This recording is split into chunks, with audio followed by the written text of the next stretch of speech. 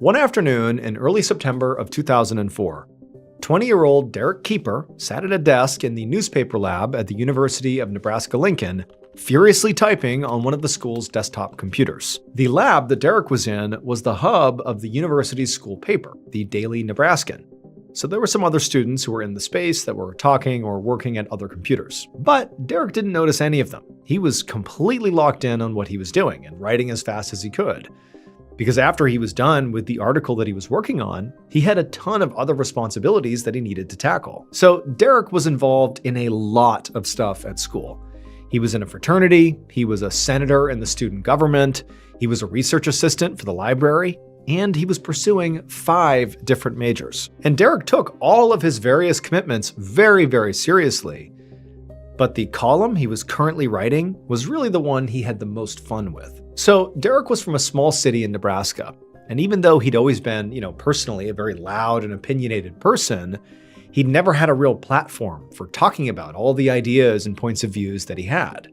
And so this column really gave him the opportunity to finally, actually present these big ideas to the students at school, and he hoped would likely provoke lively discussions around campus about his ideas. After all, Derek loved a good debate, and so he would intentionally choose to write about really complex issues that would get his readers fired up, like the ongoing war in Iraq and the future of the Republican Party and all the things that were wrong with local politics. The tone he went for when he wrote and talked about these kind of, contentious things was often very sarcastic, very blunt, and provocative. He really thrived on creating discourse and getting people to passionately disagree with him. And they usually definitely did, to the point where some even would get very mad with him. A lot of times the paper's readers would write furious letters or even send hate mail about what Derek had written. But Derek was really not bothered by that at all. In some ways, that was his aim, to get people all riled up.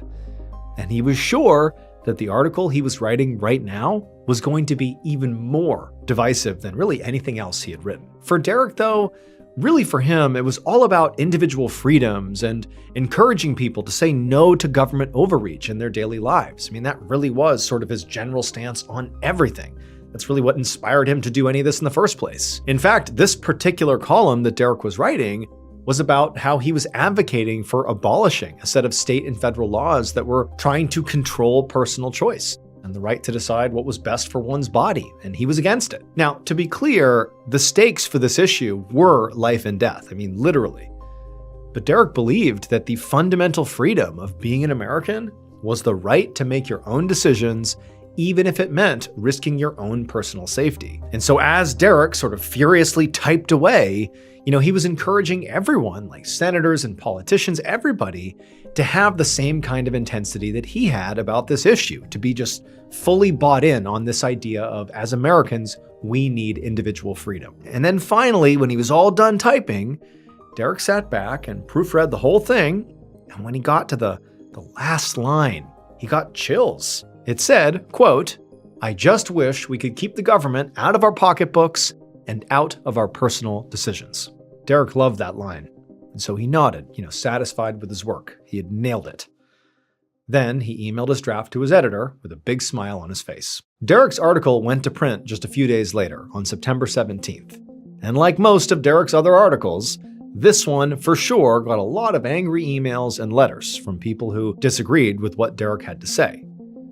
But all the vitriol in these messages just proved to Derek that his article had clearly been a success. He had sparked outrage and got people talking about this issue. Derek even hoped that maybe some of the readers got angry enough to actually take action. That's what he wanted. He wanted his writing to genuinely inspire. The rest of Derek's semester was a total blur.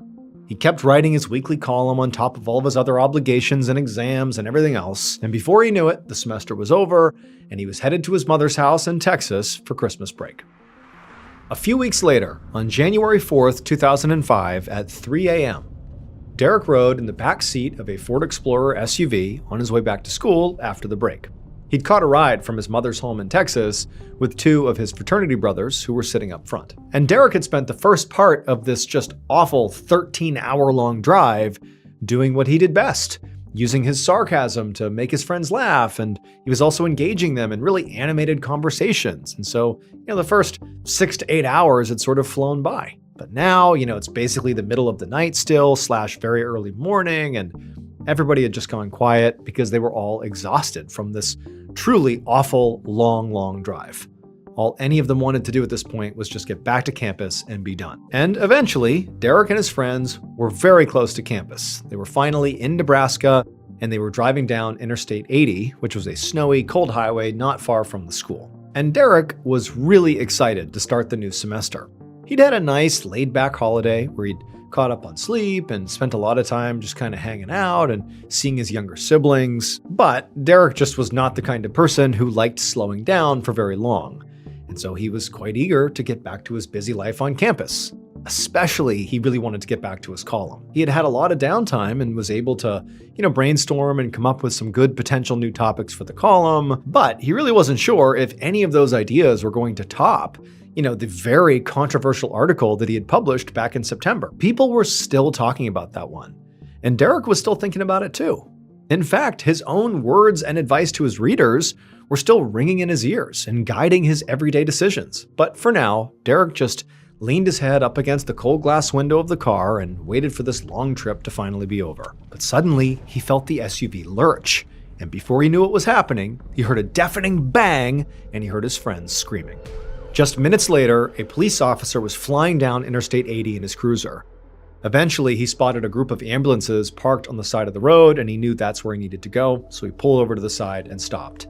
And when he got out, he saw in a ditch just off the highway was an overturned SUV. The officer immediately jumped out of his cruiser and rushed towards the vehicle. And when he got there, he found the scene was just absolutely chaotic. There were a team of paramedics who were at the window of the SUV trying to assess the condition of the victims inside and to get them out. And when the officer kneeled down to look inside as well, he could clearly see 2 people inside the vehicle. Now, both of them seemed basically fine beyond, obviously being in a wreck. I mean, they were banged up and clearly dazed, but their injuries didn't look immediately life-threatening.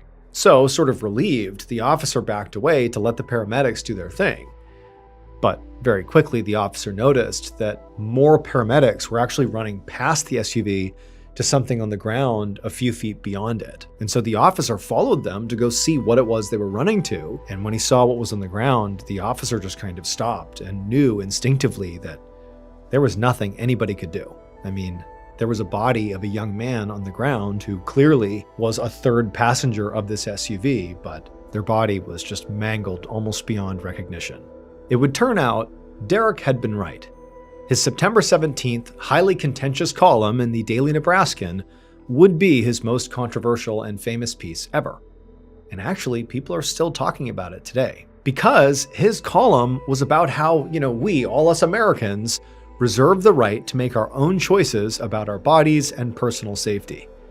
And Derek believed that there was a law that was actually directly infringing on that right, which was the law that was forcing people to wear a seatbelt. Derek despised this requirement. He thought seatbelts should be just a personal decision about safety. To him, it was not just about buckling up, it was about individual choice, about freedom. And on January 4th, that SUV that Derek was riding in going back to school, well, the driver hit some ice on the road and lost control. The driver and the other passenger in the front were wearing seatbelts. But Derek, in keeping with his beliefs, was not. And so when the SUV crashed and flipped over, Derek alone was killed. As one reporter pointed out, Derek lived by his beliefs, and he also died by them. Have you ever wished you could consume the strange, dark, and mysterious in a live storytelling event? Well, that dream is becoming a reality this year because I'm coming back with another live tour. This year's tour is also going to include a whole bunch of new locations, including the West Coast of the United States, all across the United States, and also one international city. We put together an absolutely amazing show with a whole bunch of awesome stories, including stories you will not hear anywhere else. New content you can only get if you come to this show. But If you want to see it, you gotta act fast because tickets are available right now. If you want tickets, go to tour.ballenstudios.com or click the link in the description below.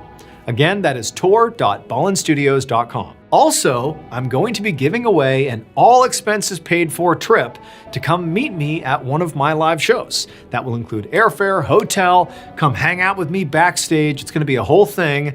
And so if you want to potentially win that, all you have to do is donate to win at fandiem.com/Mrballen. That is fandiem.com/Mrballen. Get your tickets and enter the sweepstakes today. I can't wait to see you at the show.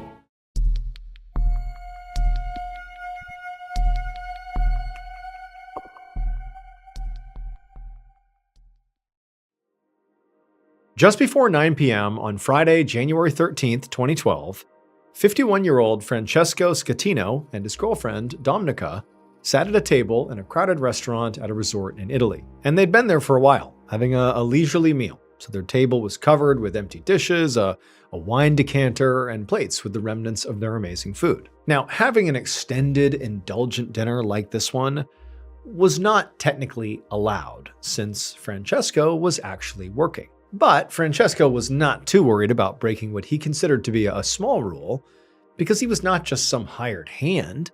I mean, he was in charge of this entire resort on Italy's Tuscan coast.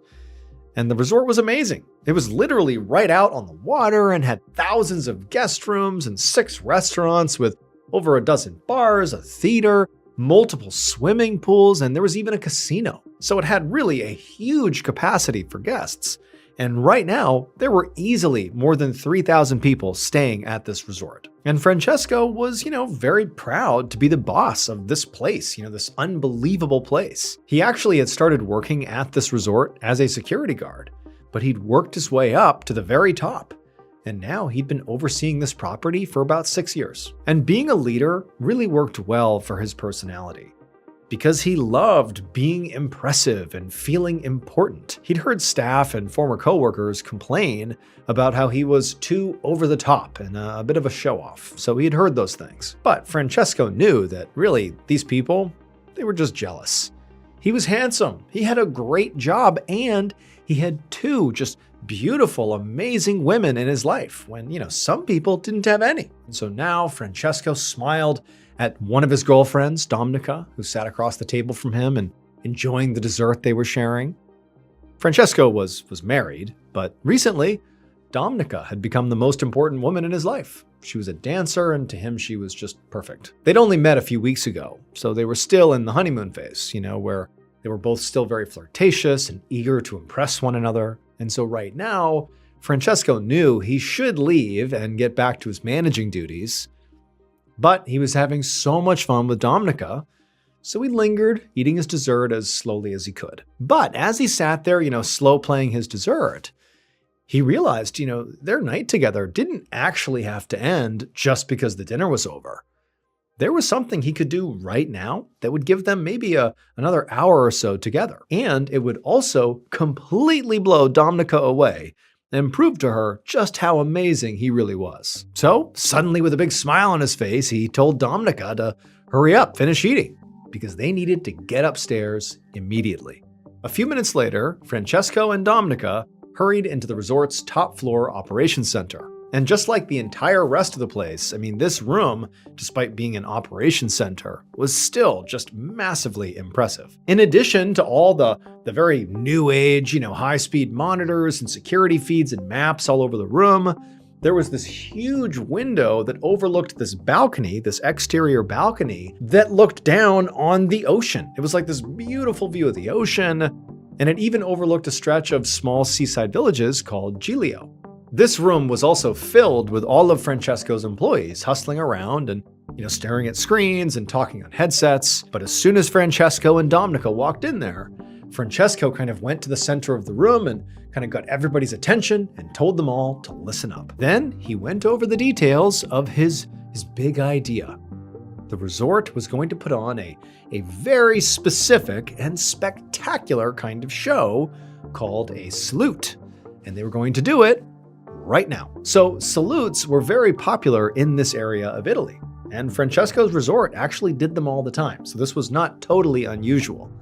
They were basically kind of a performance, mostly for the locals, where the resort would flash all of its lights and play music, while guests of the resort would go to their balconies and wave and cheer to the residents and the other tourists in Giglio. But critically, salutes needed to be both quick and highly choreographed. That's really the only way they worked.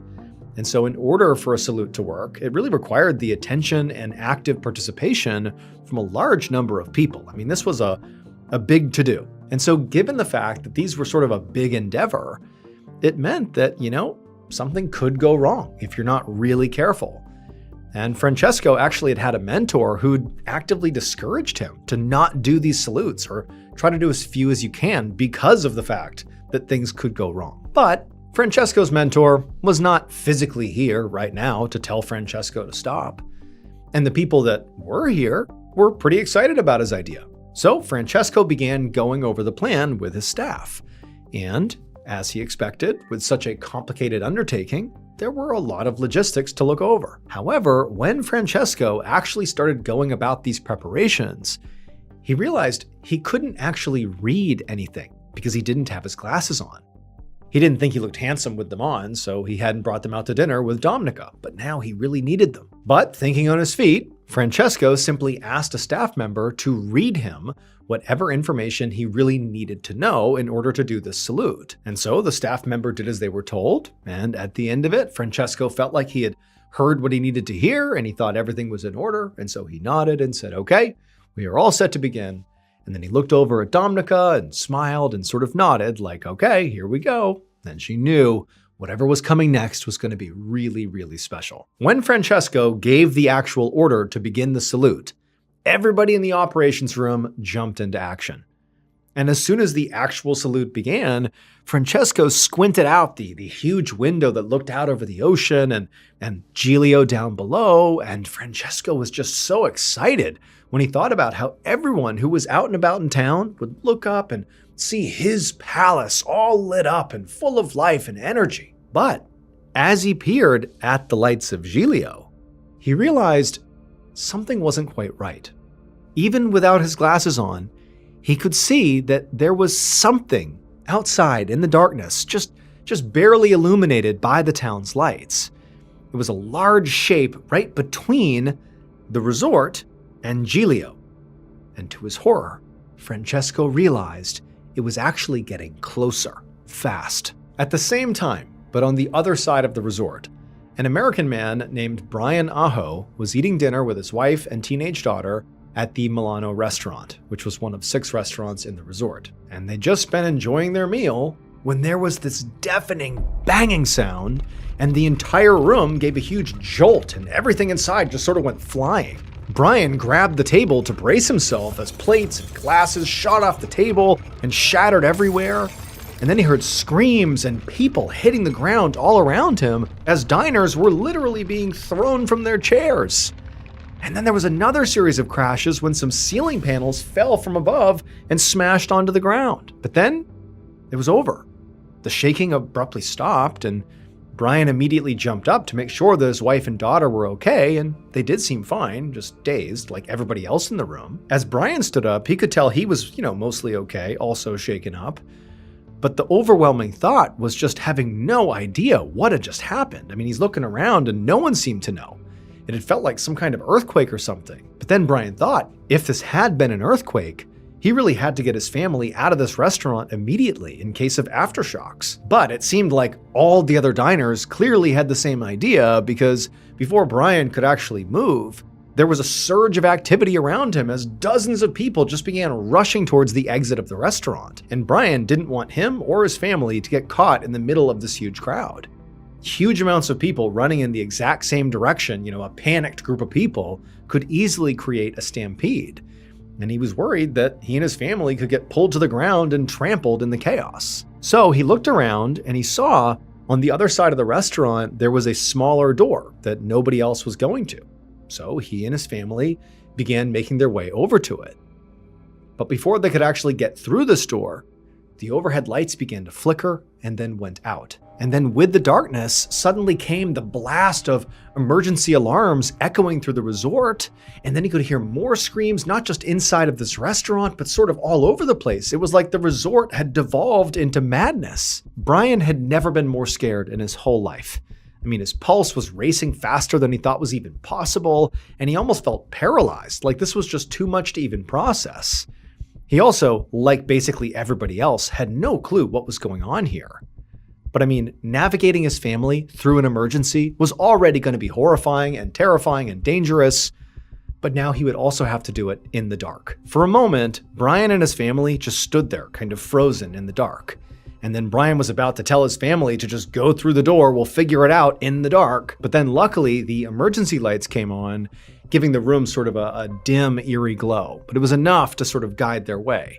And so at that point, Brian didn't wait. He grabbed his wife and his daughter, pushed through the side door, and headed out into the hallway. It would take nearly 10 minutes for Brian and his family to navigate the maze of hallways they had just walked into until finally they stepped outside and were in the open air. But when they finally got out there, Brian realized they actually had a really big problem, because the exit they had just taken had taken them not to safety. It had led them to this expansive outdoor terrace with a railing on the 4th floor of the resort, which meant they still needed to get down multiple levels in order to, evacuate safely. But just the fact they were on the 4th floor was not the big issue. The big issue was the terrace was clearly packed with other people from the resort who were also trying to evacuate. There was all these people basically blocking their way. So basically, everybody who has no idea what's going on is just like pushing and shoving each other, and there were no authority figures or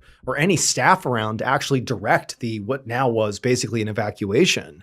And Brian could tell that the crowd was clearly starting to panic, and really he was too. Everybody was just like, what's happening here? And so Brian was about to suggest to his family that they try to find another way out when they heard the crackling of the resort's public speaker system, and a voice came on that finally delivered some information about what was happening. It said that there had been an electrical blackout, but everything was fine, and technicians were hard at work trying to fix the problem. So in the meantime, all the guests should stay calm and just go to their rooms for safety. And at this point, it was very obvious that the mood all around Brian and his family completely changed. People stopped pushing and arguing and panicking, and Brian himself felt that knot of dread in his stomach sort of loosen a bit. I mean, an electrical blackout didn't seem like a life or death situation, so he, and clearly everybody else, felt a whole lot less scared. Pretty much right away, many of the guests began heading back inside, making their way to their rooms. And Brian actually spotted a few staff members who were in the crowd, encouraging people to do just that, go back to your rooms. And so for a few moments, Brian and his family and the others just kind of stayed put and just kind of let things play out, kind of watching things settle back into normal. But then it was like with no warning, there was this other huge banging sound, and the floor once again buckled under Brian's feet.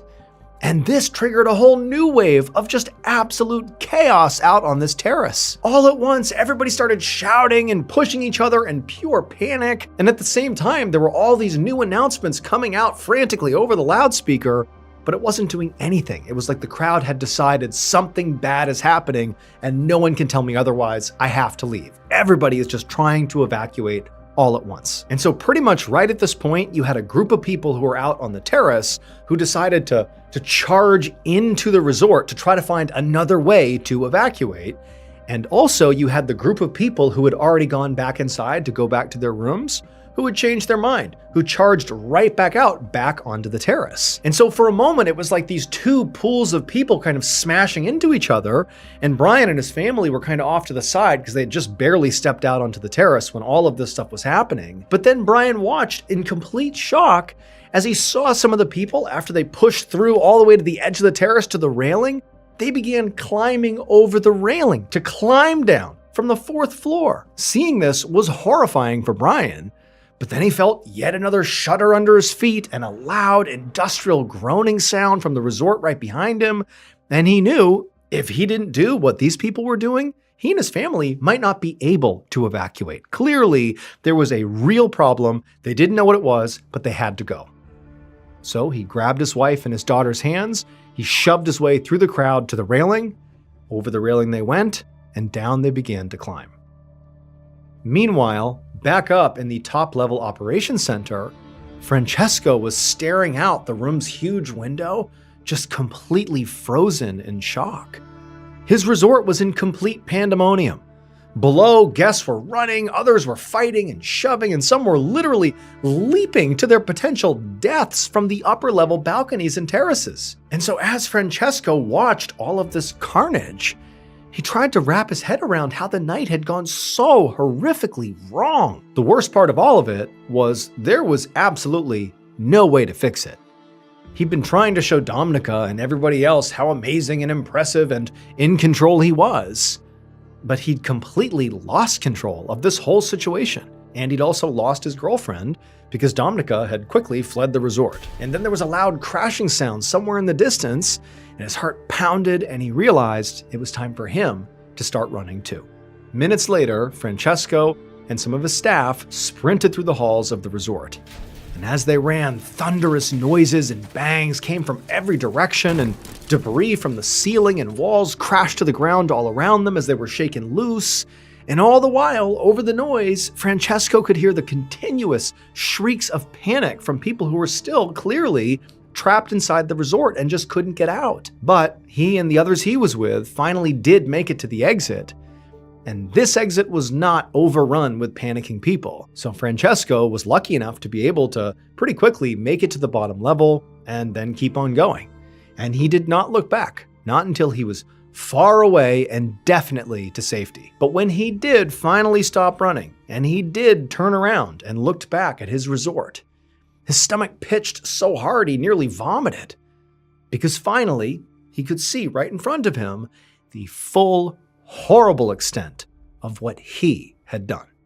It would turn out what Francesco was looking at was the culmination of a record number of terrible choices he had made that night. 1.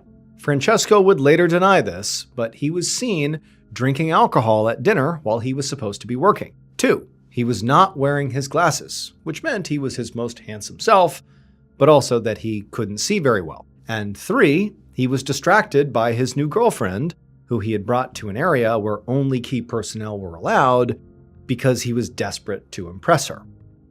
Now, in most workplaces, this would all just be considered unprofessional and maybe might get you fired. But in Francesco's workplace, it was much worse than that. What he had done was incredibly dangerous because the resort that Francesco managed was not a regular hotel. It was a gigantic cruise ship called the Costa Concordia. Francesco was its captain, and when he issued the order for the boat to do a salute, he was not just ordering a complicated but entertaining show. A cruise ship salute also involves steering the massive boat much closer to shore than usual to appropriately show off to the locals on land. But because Francesco literally couldn't see very well, was obviously distracted and possibly drunk, he didn't notice that when they did this salute, they were going way too fast and way too close to shore. That shape he saw rushing towards them in the darkness was an enormous cluster of rocks. By the time he saw it, it was too late. The Concordia had smashed into the rocks, tearing a 230-foot wide hole in the hull, which immediately flooded the ship. And then making matters even worse, Francesco delayed rescue efforts for more than an hour by trying to convince people that what had happened was just an electrical outage.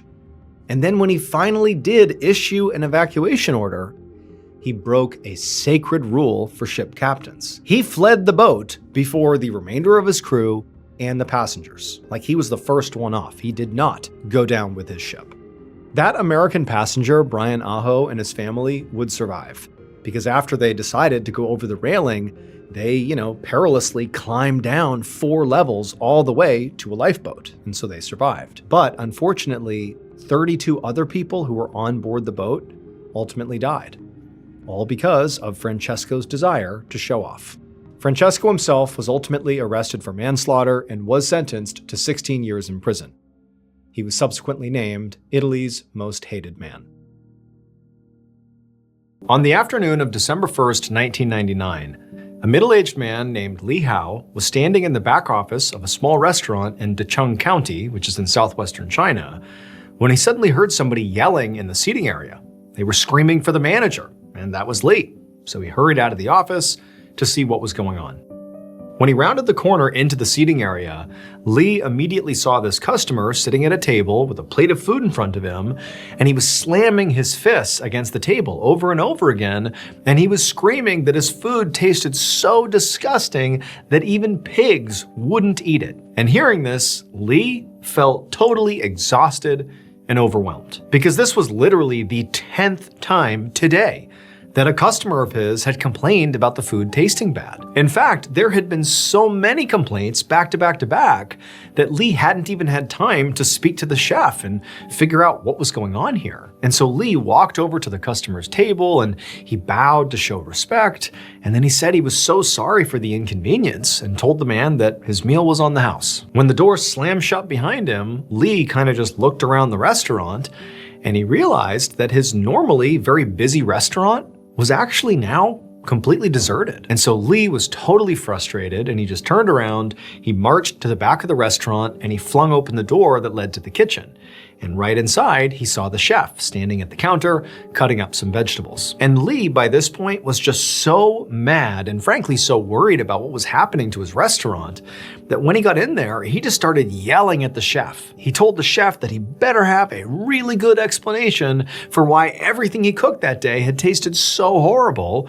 Otherwise, he was getting fired. But the chef immediately set his knife down and just put his hands up and was like, look, it's not my fault. He said he had also noticed that the food tasted really weird, but he didn't know why. All of his ingredients were fresh. He hadn't changed any of his recipes, like he didn't get it. However, the chef said he had talked to some other chefs who worked at different restaurants in the area, and they were saying the same thing, that people are saying their food tastes bad and they don't know why. So the chef said, like, whatever's going on here, it's affecting everybody. And so the next morning, Li met up with a bunch of these other restaurant managers in the neighborhood to talk about the problems that they were all having with their food. And very quickly, he realized, one, it was true that these other restaurants were having this same issue. And two, they all learned that they were all sourcing one ingredient from the same place. And so they all figured that it was this ingredient that was the problem.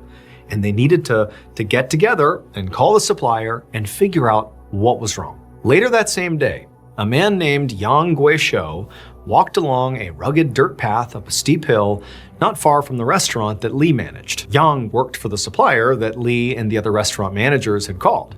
And now he was going to inspect this ingredient that they thought was making all of their food taste bad. And Yang admittedly really wasn't sure what to expect. The supplier he worked for didn't usually get any complaints, and the specific ingredient that these restaurant managers were worried about was normally very good. But Yang did think it was possible that maybe the ingredient could have been tainted somehow.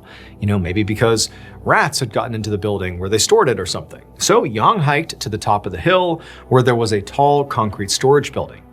He climbed up a rusty metal ladder to the top of the building and then opened up a door and went inside. It was dark inside, which he expected, so he pulled out his flashlight and he turned it on. And he sort of expected to maybe see some rats, but when he looked around, he didn't see any. However, he did see something. Right beyond where he was standing, basically right inside this room, there was this large canvas bag that definitely should not have been in there. And so Yang, he just reached out instinctively and began to poke the bag, and something fell out of it. And for a second, Yang couldn't even process what he was seeing. But then all at once, he understood, and suddenly everything made sense. He scrambled out of the building, went down the ladder, and ran to go call the police. It would turn out the ingredient that all the restaurants had in common was their water. And so when Yang went into the water tower and saw that canvas bag, well, what came rolling out of it was a decomposing human head, which meant for 2 full weeks, every restaurant nearby had been cooking their food with water that was tainted by a rotting corpse. The police would later determine that the body belonged to a man from another town who had been robbed and killed by 3 members of an organized crime group. Those 3 men were found, they were arrested, found guilty, and sentenced to death.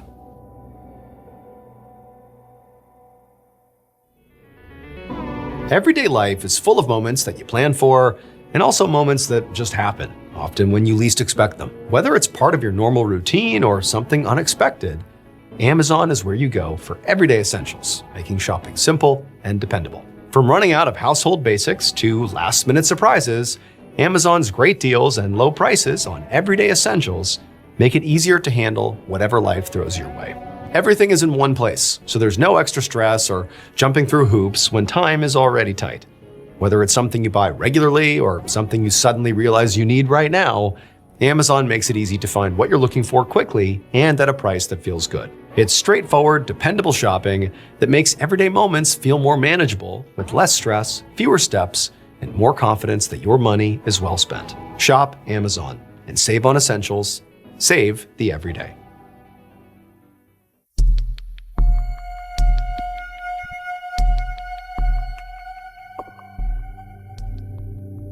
On the evening of March 5th, 1958, a 22-year-old man named Qasim bin Osman was eating dinner inside of his home in a small town in modern-day Malaysia when he suddenly heard somebody frantically pounding at his front door. Qasim was not expecting any guests, but he also wasn't really surprised by the noise, because Qasim was something called a bomo, which was basically like a shaman. He was very well known and highly respected in town, and so it was not unusual for people to show up at his house sort of unexpectedly, asking for help with various spiritual problems. So Qasim got up and he went to answer the door.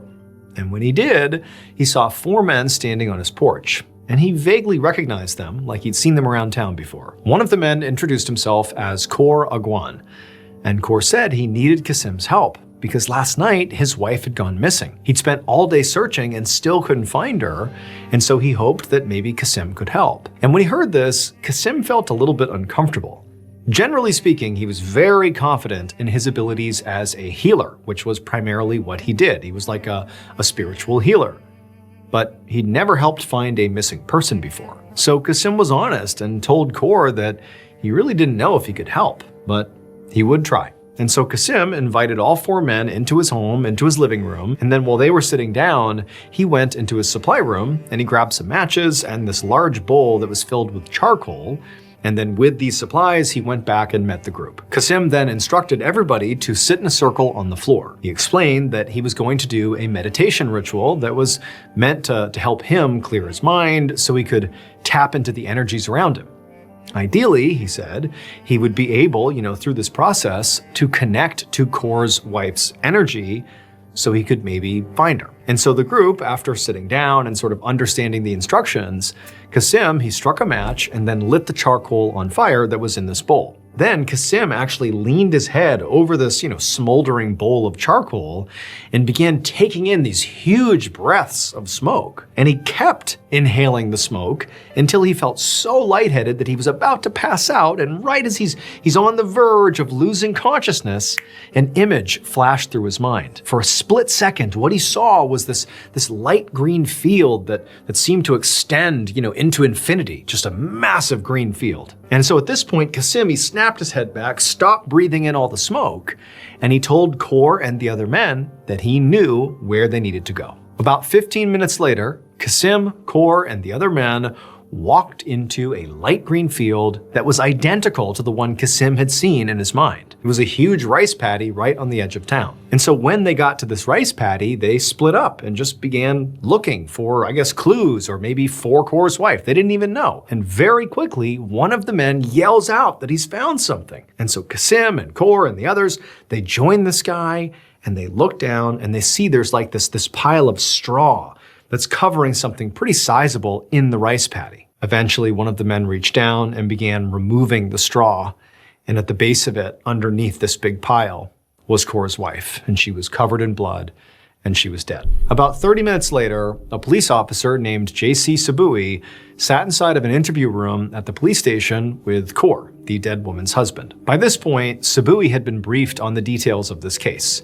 He knew that Kor's wife had gone missing about 24 hours earlier, that the town Bomo had apparently had this vision that led them to the rice paddy where her body was found, and that officers had actually already determined that she'd been beaten to death. Now, Sabui was trying to hone in on potential suspects, and the victim's husband was the most obvious place to start. So Sabui asked Kaur to tell him more about the circumstances around his wife's disappearance. Kaur explained that the night before she had left on her own to go for a late-night walk and never came home. He said he didn't know of anybody who would have wanted to hurt her, but he did have a theory about her murder. He said his wife normally wore a lot of jewelry, but when he'd seen her body in the rice paddy, he'd noticed all of her jewelry was gone. So he wondered if maybe she'd been robbed. Sabui thought the idea that this woman just went on a random nighttime walk by herself right before she went missing and turned up dead, it just seemed sort of unlikely.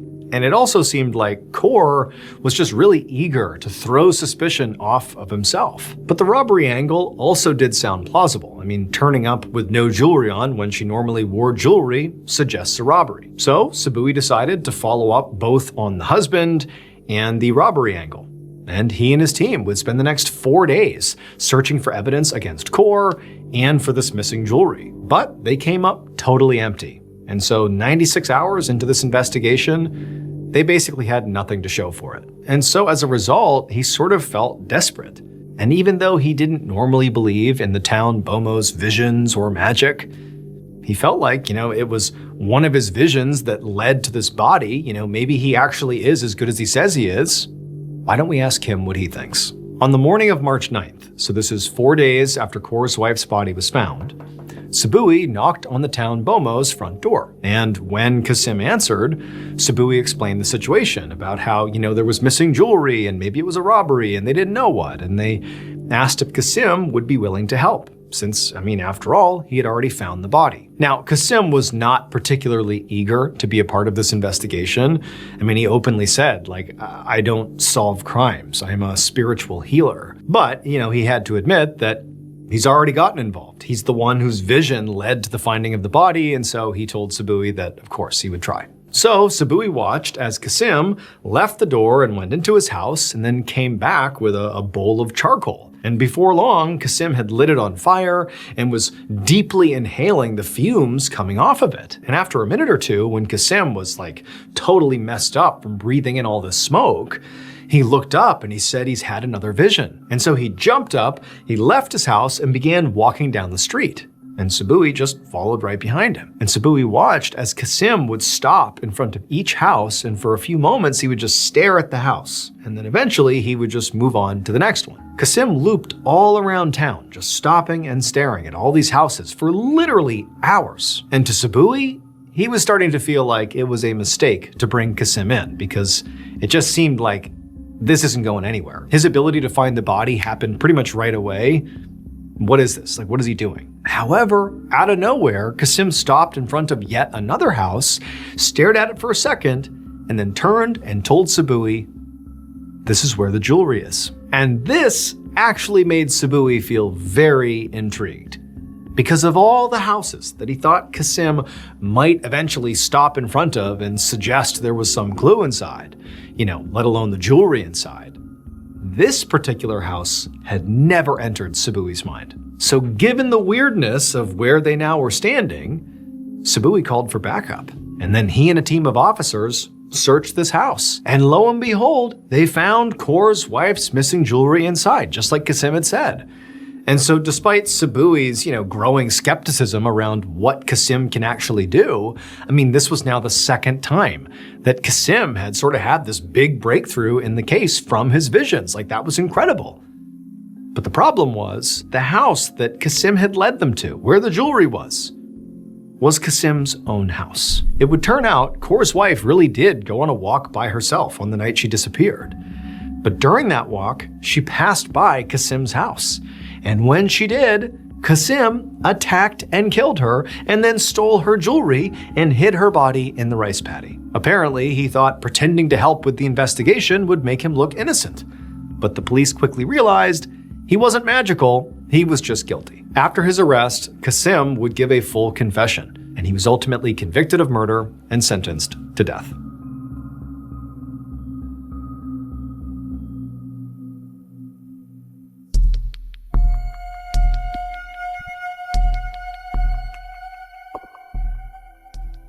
At 8 a.m. on August 22, 1974, A young man named Liu Feng sat on a long bench inside of a public mortuary in Hong Kong. He was sitting with about a dozen of his closest family members, and they were all facing the front of the room, looking at an open wooden coffin. Inside of the coffin was the body of Feng's older sister, 34-year-old Liu Fumin. Today was her funeral, and it was supposed to be a time for Feng and his family to come together and privately mourn their loss. But they couldn't do that, because they were literally outnumbered by the amount of newspaper reporters who were also in the room. And the reporters were milling around, taking notes, and even taking pictures of the body in the coffin. And this really upset Feng, because in his mind, the reporters were not treating his sister like a person. They were treating her like, the salacious headline she'd become ever since her death. So 1 week earlier, Feng's sister, Fumin, had been found strangled to death in a hotel room in Hong Kong. She had clearly been murdered. But that was not what had made her case such big news. What had made it news was the fact that Fumin had been found without her face. Her killer had cut off her eyebrows, her eyelids, her nose, and her lips. And so now, as she lay in her open coffin, she looked grotesque. Since she didn't have eyelids, it looked like she was staring straight up at the ceiling with these huge glassy eyes, and without lips, it looked like she was baring her teeth in this horrible, morbid smile. But for Feng and probably the rest of his family, the worst part of all of this was not even, the media attention. It was the police response. They hadn't arrested anyone for the crime yet. His sister's murder was still unsolved. And so as Feng is watching these reporters mill about, treating his sister like she's just some, freak show, and he's thinking about how disrespectful her killer was to her body and how the police seemed so incompetent, it made him just so mad. But there was one thing that did bring him comfort. And that was the fact that he had actually come up with a plan that he believed would help him solve his sister's murder. And today, he was going to put that plan into action. Feng sat quietly with his family throughout the funeral service and tried his best to ignore the reporters. And then finally, when it was time for everybody to say their final goodbyes to his sister, Feng walked up to the front of the room, he reached into the pocket of his jacket, and he pulled out a giant knife. The next evening, on August 23rd, a police officer was doing her regular nighttime patrol through a neighborhood in Hong Kong that was not very far from where Liu Fumin's funeral had been held the day before. And as this policewoman was walking along, she glanced down an alleyway and she saw something that made her immediately stop in her tracks. There was a guy who was just laying on the ground, basically laying in this limp heap. And when she walked up to him, she could see there was blood all over him, and some of his limbs were twisted and contorted and obviously broken. I mean, he looked like he had fallen from a great height. The policewoman immediately called an ambulance and then ran to the man's side. And sort of unbelievably, she found he was still alive. And so she asked him what happened. And the guy, who was obviously in pain, he just kind of looked up towards the building right next to them. And as he's looking up, he said a woman had pushed him. When more officers arrived on the scene, they went to search for this woman who apparently was up on the roof. But there was no evidence of a woman or any kind of struggle at all anywhere on the top of the building or in the top floors of the building. There just was no sign that anything had happened. It was not until the police went to the hospital and re-interviewed the injured man, and he gave them a fuller statement about exactly who this woman was, that they understood why. It all had to do with Liu Feng, the brother of the murdered woman, and what he had done with that knife at her funeral. So when the injured man sort of came to in the hospital and he had stabilized a little bit and the police showed up and asked him to give more information about who pushed him off the roof, this was his description of the woman who pushed him. He said she had these big, horrible, glassy eyes and this awful, toothy grin, and she had no eyebrows, she had no eyelids, her nose was gone, her lips were gone. She looked horrifying. Obviously, he was basically describing the murdered woman, Liu Fumin, but she was dead, literally dead when he got pushed off the roof. And so the police are like, that's not possible. A dead woman could not have pushed you off the roof. But wait. Her brother, the murdered victim's brother, Liu Feng, at the funeral when he pulled out that knife, He then went on to perform this ancient Taoist ritual where he stabbed the knife into his sister's wooden coffin, which he believed would unleash her spirit so it could go find and take revenge on her killer. And apparently, it worked. Because the man in the alleyway, after describing effectively the ghost of this murdered woman, then gave a full confession saying he was her killer. He would say that the reason he did it is because she rejected his marriage proposal. Phu Min's killer was ultimately arrested, convicted of manslaughter, and sentenced to 10 years in prison.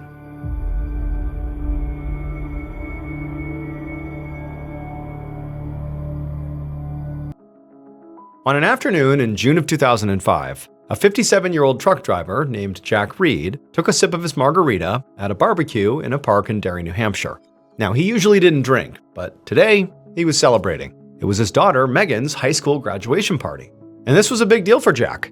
He'd grown up in the foster care system with nothing, and he'd worked really hard to ensure that his kids were set up for a better life than he had. So he was just really proud of Megan for making the right choices and finishing school. Now he looked over and he saw Megan sitting at a picnic table with her brother, Jack Jr., and also their mother, Virginia. Even though he and Virginia were not together anymore, they were still on good terms, and he was glad the whole family could be there for this special occasion. But then, Jack tensed up as he spotted somebody else who was walking across the grass toward them, Megan's boyfriend, Walter. So Megan and Walter had moved in together recently, and Jack was definitely not thrilled about it. He didn't have anything against Walter in particular, but his daughter was just 18 years old, and he thought that she was definitely too young to be living with a boyfriend. But Jack didn't want to pick a fight about it on a day like this. So instead, he actually got up and walked over to Walter and gave him a big friendly hug and said he was glad to see him. Then they both sat down at the table and joined the family's conversation, and as Jack took another sip of his margarita, he actually felt himself relax. That evening, after the party was over, Jack drove his car home and stopped at a gas station along the way. He parked at the pump, he went inside, and then passed the cashier a few bills for a tank of gas, and also a lottery ticket. Jack was a regular lottery player, and even though he'd never won anything particularly big, he was always hoping that one day he would hit the jackpot and strike it rich. So he put the ticket in his pocket and then went back outside and filled up his car. Then he got in his car and he drove a few more blocks to his home, which was a trailer parked behind a warehouse on the edge of town. And one big reason Jack chose to live here was because there was plenty of room to park all of his work vehicles, including a large red and black dump truck. After years of working as a truck driver, Jack had built his own trucking business from the ground up. He did garbage removal and moving and other odd jobs, and he was making a decent living. But he still lived frugally in his rented trailer so he could save up for retirement. His goal was to save enough so that in a couple of years, once Jack Jr. was done with school, he could leave the cold New Hampshire winters behind and move to sunny, beautiful Las Vegas. He'd gotten the idea a couple of years ago when he'd done a moving job for a local self-made millionaire who was moving from New Hampshire to Vegas. He saw the millionaire as a huge success story, and he believed that if he worked hard enough, or maybe got lucky enough, he could follow in this same path. Now, Jack got out of his car and he walked over to his trailer. He opened up the door and he went inside. He turned on the lights and he was just about to sit down to take off his shoes when he heard a noise outside. Immediately, he went to the window and pulled back the curtains and he looked outside into the woods behind the property, but he didn't see anything. Still, he felt his heart racing and he actually had to take a few deep breaths to calm himself down. So almost 2 years ago, there'd been an incident where Jack heard someone creeping around outside his trailer. He'd grabbed his gun and went out to confront them, and he'd seen a man standing at the edge of the woods. The man had stared right at him and actually called out his name. Jack had actually fired his gun at this man, who then ran away into the woods and never came back. But Jack had never figured out what the encounter was about. As far as he knew, he didn't have any enemies, so it really just didn't make any sense. But again, since this strange guy was never caught, Jack was still very on edge whenever he heard strange noises outside and around his trailer. Now, as he looked out the window and he felt sure that there was nobody there, Jack closed the curtains and took the lottery ticket out of his pocket. He sat down at the table and he started scratching off the silver foil with a coin. And he was not a winner this time. But it didn't dampen his mood. Next time he knew might be his lucky break. A couple of weeks later, on the morning of Monday, June 27th, Jack climbed up into his dump truck and rolled down the windows. It was already pretty hot outside, and he was on his way to the only job he had lined up for that day, a trash disposal gig that would likely only take a few hours. So he started the truck, and as he pulled out onto the road, his cell phone rang. He answered it, and a man spoke and said his name was Charlie, and that he had heard Jack did some work, hauling stuff away, and that, he had this new barn that really needed to be cleaned out, and could Jack do it? Jack said sure, he could actually do it that afternoon. And then he grabbed his logbook off the passenger seat, and he flipped to a blank page, and he scribbled down Charlie's name and address, which was in Deerfield, almost 30 miles away. Jack told Charlie he would let him know as soon as he was on the way, and then the two men hung up. Around 3 p.m. that afternoon, Jack drove down a very secluded 2-lane road in Deerfield. It was sweltering outside, and he was already exhausted and dripping with sweat from his trash disposal gig that morning. He had no idea what to expect going into this barn cleaning job with this guy Charlie, but he was hoping it wouldn't take too long. Jack slowed down as the trees to his right parted, and a gravel driveway appeared. He turned onto the driveway, and a few seconds later, he pulled up right outside of a white 2-story house with a big barn out back. Jack parked his dump truck and walked right up to the front door. He rang the doorbell, and a moment later, the door opened. 2 days later, on the afternoon of June 29th, Jack's daughter, Megan, and her boyfriend, Walter, walked up to the front door of Jack's trailer. Megan noticed that Jack's dump truck was not parked outside, which seemed wrong, and so she immediately felt this knot in her stomach. About an hour earlier, Megan had gotten a call from her mother, Virginia, saying that Jack had not shown up to a job that morning and he was not answering his phone. This was unlike him, so Megan had said that she and Walter would just go over to his trailer and make sure he was okay. Now, initially, Megan had assumed her dad had just overslept or maybe forgot about the job. But now, it looked like he'd actually left for work because the dump truck wasn't there, but never actually made it to the job. But nonetheless, Megan knocked on the trailer door, just to be sure her dad really wasn't home, and there was no answer. And so at this point, Megan called her mom to tell her what she had seen and, the fact that her dad wasn't here. And she also told her mom that she was starting to feel pretty worried.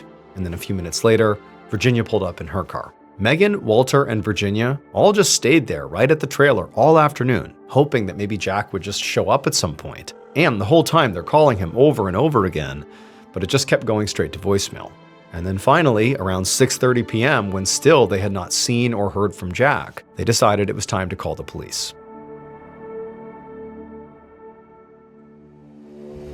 On Tuesday, July 5th, so 6 days after Jack was reported missing by his family, Derry Police Detective Mike Hoole pulled into the parking lot of a Target store about an hour's drive south in Saugus, Massachusetts.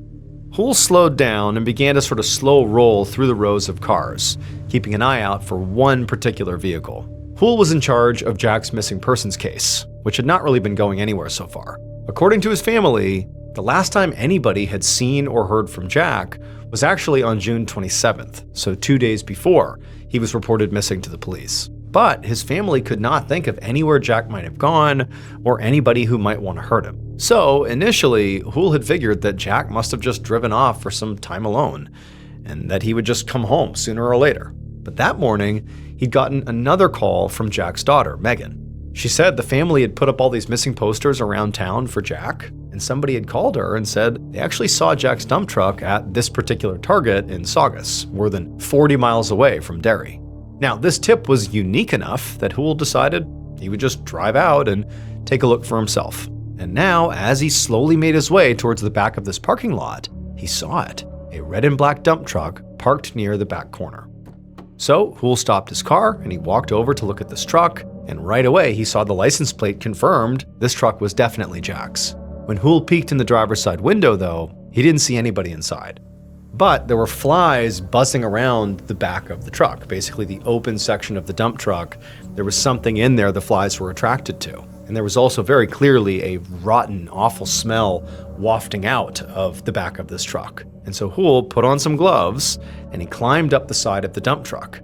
Now, the actual bed of this dump truck was covered by a tarp. And so Hoole grabbed the tarp and he pulled it back, but he still did not have an unobstructed view because whatever was in the bed was also wrapped in plastic, and quite a bit of it. So he pulled out a knife and began cutting through the plastic. Less than an hour later, Detective Hool stood by as workers from the medical examiner's office loaded Jack's body into their van, and he was still wrapped up in plastic.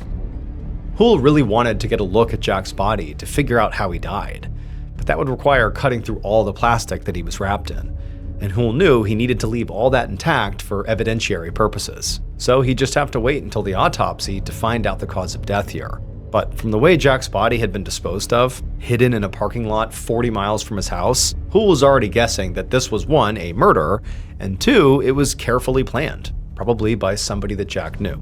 Hool had already found out from the family that Jack had 5 children with 2 different women, and so he figured there could be some hidden tensions between any of them. But he also thought the murder could be tied to Jack's business. Now, as far as Jack's family knew, everything Jack did with his business was above board. But it's entirely possible that he might have gotten involved with sketchy people or maybe done something that made a client angry that the family didn't know about. Also, leaving Jack's dead body in the back of his own dump truck definitely seemed like a way to send a message. So once the forensics team had taken photos and swabbed the truck for DNA and fingerprints, Hool pulled on a pair of latex gloves and opened up the driver's side door. There was no blood inside the cabin of the truck, no sign of a weapon, and really nothing that struck him as unusual or helpful. That is, until he saw the logbook that was tucked into a pocket on the passenger side door. He reached for it, pulled it out, and began to flip through it, and he saw there was a list of all of Jack's appointments, along with the names, addresses, and phone numbers of the clients who had hired him. The last job that was recorded in this book was on the morning of June 27th, back in Derry, where Jack lived. Now, there were no other jobs noted down for that day, but a couple of pages later, on an otherwise blank page, Hool found an entry that Jack seemed to have scribbled down in a rush. It was just an address, 145 North Road, no town listed, and the name was just Charlie for the client.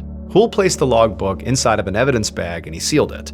And then, as he sort of looked around the area, he noticed all the security cameras on light posts all over the parking lot, and there happened to be one that was pointing directly at Jack's truck.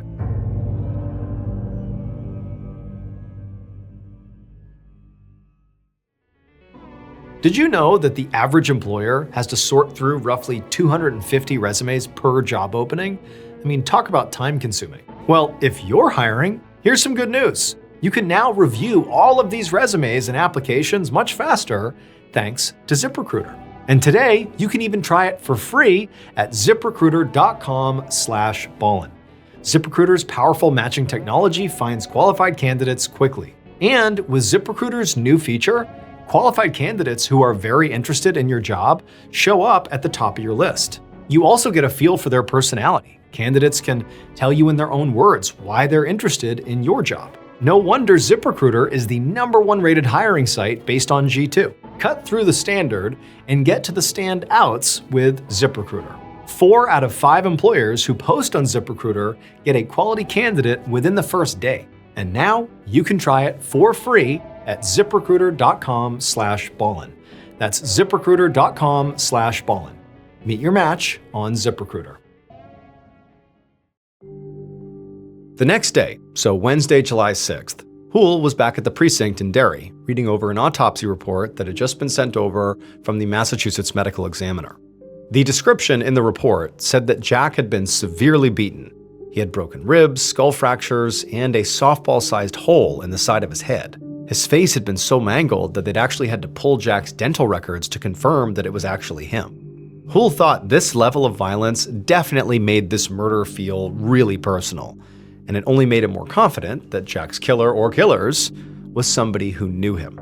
Just then, Hool heard a knock at his door, and he looked up as an officer peeked his head into Hool's office and asked him to come take a look at something. So Hool stood up from his desk, and he followed the officer down the hallway to another room where a team of investigators were poring over that security footage from the Target parking lot. Hool watched over their shoulders as the investigators pulled up a specific clip, and he could see from the timestamp in the corner of the screen that this footage was from around 5:30 p.m. on June 27th, which was the day of the last job written in Jack's logbook. Once it was up on the screen, Hool nodded for the investigators to press play, and then he watched as the footage played on screen. And it showed Jack's dump truck pulling into the parking lot, followed closely by a white minivan. After Jack's truck parked, 2 people got out of the truck. And unfortunately, it was impossible to identify really anything about these people.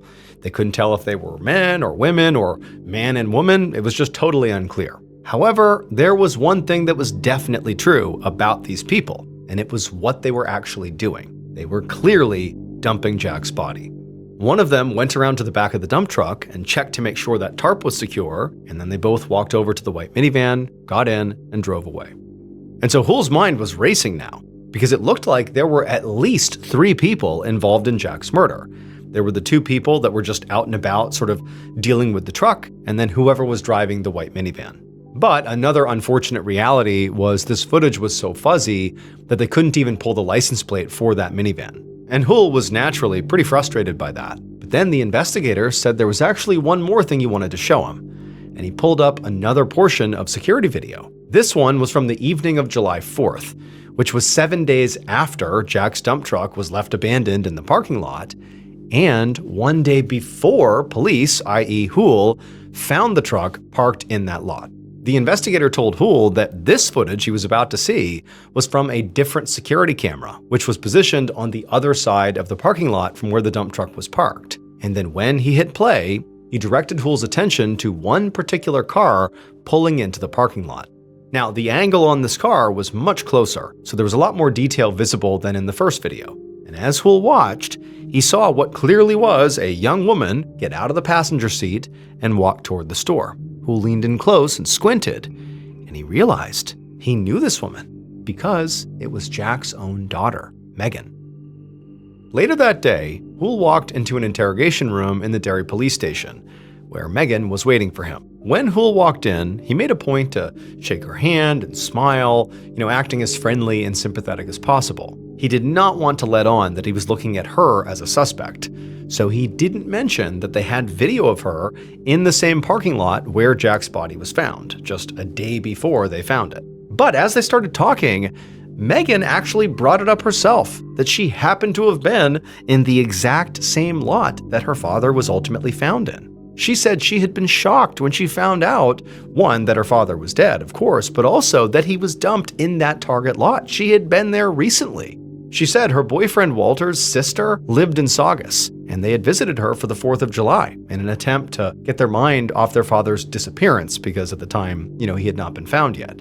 Megan said they had unexpectedly decided to spend the night there, so they had driven to the nearest Target to get a contacts case. And when she said that, she just shook her head and said she couldn't believe her dad had basically been right there. She was so close to him. Hull had to admit, this story did not sound totally crazy. After all, in the security video, Megan didn't go anywhere near the actual part of the lot where Jack's truck was parked. But still, he had a hard time believing that this was just one big coincidence, especially because when he was reviewing what Megan had told the police when she had first reported her father missing, he realized that she had said she last saw her dad on the night of Monday, June 27th, when she and her boyfriend Walter had gone to his place to pick up an air conditioner. But now, Hull knew that was impossible, because the security video showed that Jack was already dead in the parking lot on the night of June 27th. So during this interview with Megan, Hull asked Megan again, when was the last time you saw your father?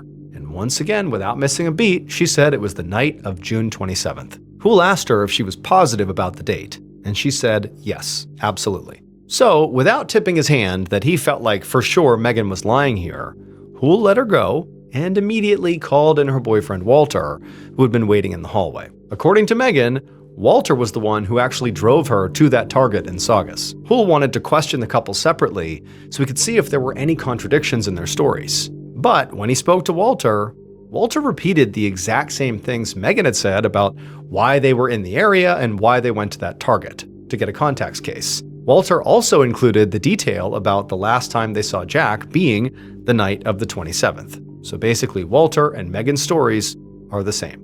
But to Hull, the only thing he thought when he heard this consistency is that clearly what's happened here is Megan and Walter have rehearsed this story because it is their alibi. But they don't realize there was time-stamped security footage that would contradict it. The following afternoon, Hull sat at his desk, combing through a copy of Jack's phone records.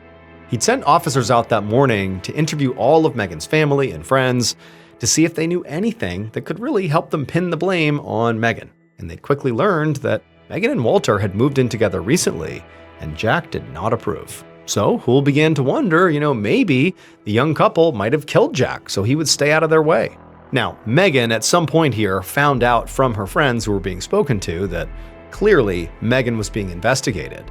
And Megan had already called Hoole to revise her testimony. She was now claiming that actually the last time she saw her dad was on the night of the 26th, not the 27th. But Hoole didn't buy that she and Walter had both made the same mistake about the date. They both seemed really confident when they said 27th. And so Hoole was hoping that if he could just retrace Jack's steps on the day of his death, he'd find some proof that Megan and Walter were somehow involved. Hoole had already called around to check on the last scheduled job in Jack's logbook, which was on the morning of June 27th. And that client had confirmed that Jack was definitely there, and security footage from the local dump had shown Jack dropping off the trash afterwards around 2 p.m. But that left about a 3-hour gap on the afternoon of June 27th where Jack's whereabouts were unaccounted for. And really, Jack had to have been killed sometime in that window. So now Hoole hoped that Jack's phone records might help him figure out where Jack went after leaving the dump that afternoon. Hoole had been able to match most of the phone numbers that Jack dialed or received calls from to contacts in Jack's logbook, except for one. On the morning of June 27th, he had gotten a call from a number that wasn't anywhere in his contacts list. And at 2:07 that afternoon, while Jack was finishing up at the dump and just a few hours before his dead body was left in a Target parking lot, he'd gotten a second call from that same number. And so now, Hoole called that number, but it went straight to voicemail. So he called the cell provider and asked them to look up who this number belonged to. And he found out it was registered to a man named Charlie Waz. And suddenly, something clicked in Hoole's mind. And so he reached over and he grabbed Jack's logbook and he flipped to the page where Jack had scribbled down that address, 145 North Road, and also the name Charlie. This Charlie may be the same Charlie who called from that unknown number. And also, this Charlie may have been the last person to see Jack alive. Or maybe Charlie was the one who killed him. The cell provider employee also told Hoole that that number came from a prepaid phone, the kind you can buy at a convenience store and load minutes onto without signing up for a long-term contract, and that it had been activated on June 19th, just 8 days before Jack's murder. Hoole asked the worker to send over a full copy of the prepaid phone call's records, and then they hung up.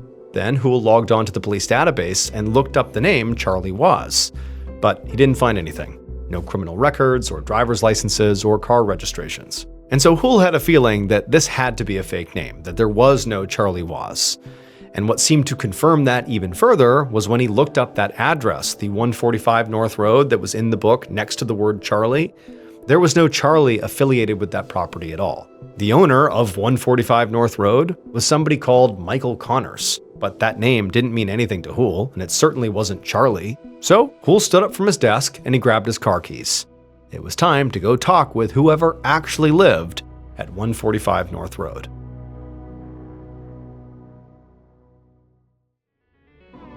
Did you know that Fast Growing Trees is America's largest and most trusted online nursery with thousands of trees and plants and over 2 million happy customers? They have all the plants your yard or home needs, including fruit trees, privacy trees, flowering trees, shrubs, and houseplants, all grown with care and guaranteed to arrive healthy. It's like your local nursery, but anywhere you live, and with more plants than you'll find anywhere else. I ordered an indoor plant, and the whole process was so simple. The website made it really easy to find what I was looking for, a Bambino fiddle-leaf fig plant, and checkout was so quick. It even shipped that Bambino fiddle-leaf fig plant right to my door. And when I received my Bambino fiddle-leaf fig plant, it looked great and was ready to go. And so overall, it was just a very smooth, hassle-free plant buying experience. So originally, my wife wanted the Bambino fiddle-leaf fig plant for her reading room, but I thought it was so sweet that I brought it to my studio, so it's mine now. And right now, Fast Growing Trees has great deals on spring planting essentials, up to half off on select plants. And listeners to our show get 20% off their first purchase when using code Mrballen at checkout. Offer is valid for a limited time. Terms and conditions may apply.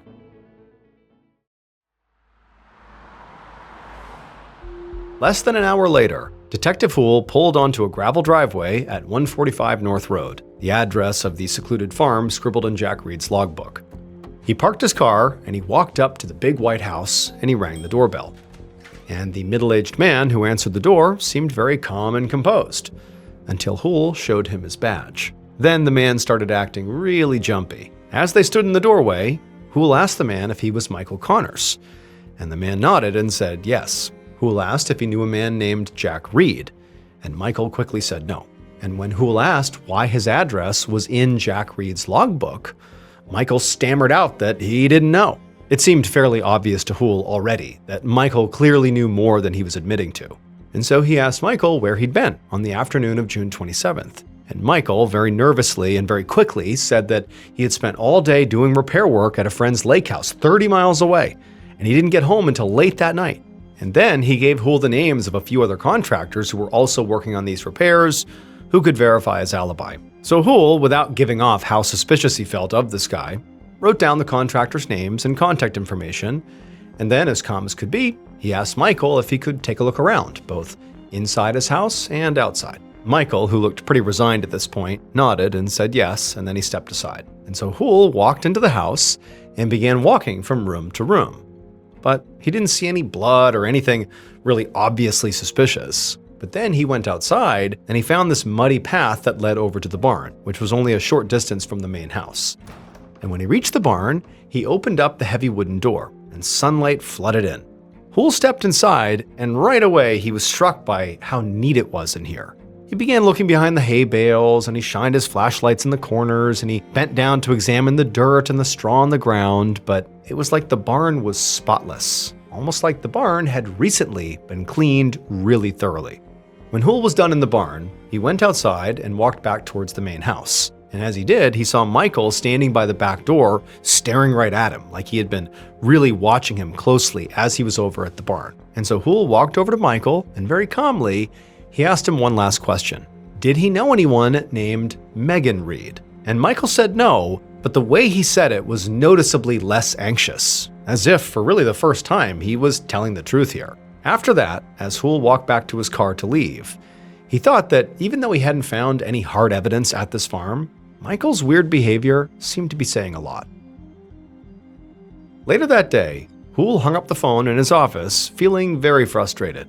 He called every single one of those contractors who Michael had given him, and they had all confirmed his alibi. Michael had been doing repairs at his friend's house, 30 miles away, at the time of Jack's death. So Hool figured that, Michael couldn't have been directly involved in the murder, but based on his very suspicious behavior, it seemed like he probably knew something had happened on his property, maybe while he was away. And this gave Hool something to work with, because it could mean that at least one of Jack's 3 or more killers was close enough with Michael that Michael was willing to lie to protect them. But that was about all he had to work with. There was no obvious link between Michael Connors and Jack's daughter Megan and her boyfriend Walter, who were still really his only real suspects. And so he was starting to think that maybe he'd been looking in the wrong direction, and that Megan and Walter maybe weren't involved after all. It was still only a few days into the investigation, and there were plenty of other potential suspects to dig into, like Jack's ex-partners and his adult children from his first relationship and all the other clients in his logbook. But just then, Hool's fax machine whirred to life. The cell provider was finally sending over the call records from Charlie's prepaid phone. Once it was done printing, Hool ripped the sheet out of the machine and began looking over the call log. The phone had only been activated a week before Jack's murder, and it hadn't been used at all since the evening Jack was killed. And every single call that had been made or received on that phone was to Jack's number, except for one. And when Hool looked into the owner of that one other number, everything about the case began to fall into place. Based on those phone records, as well as interviews with the various suspects, this is what police believe happened to Jack Reed on June 27, 2005.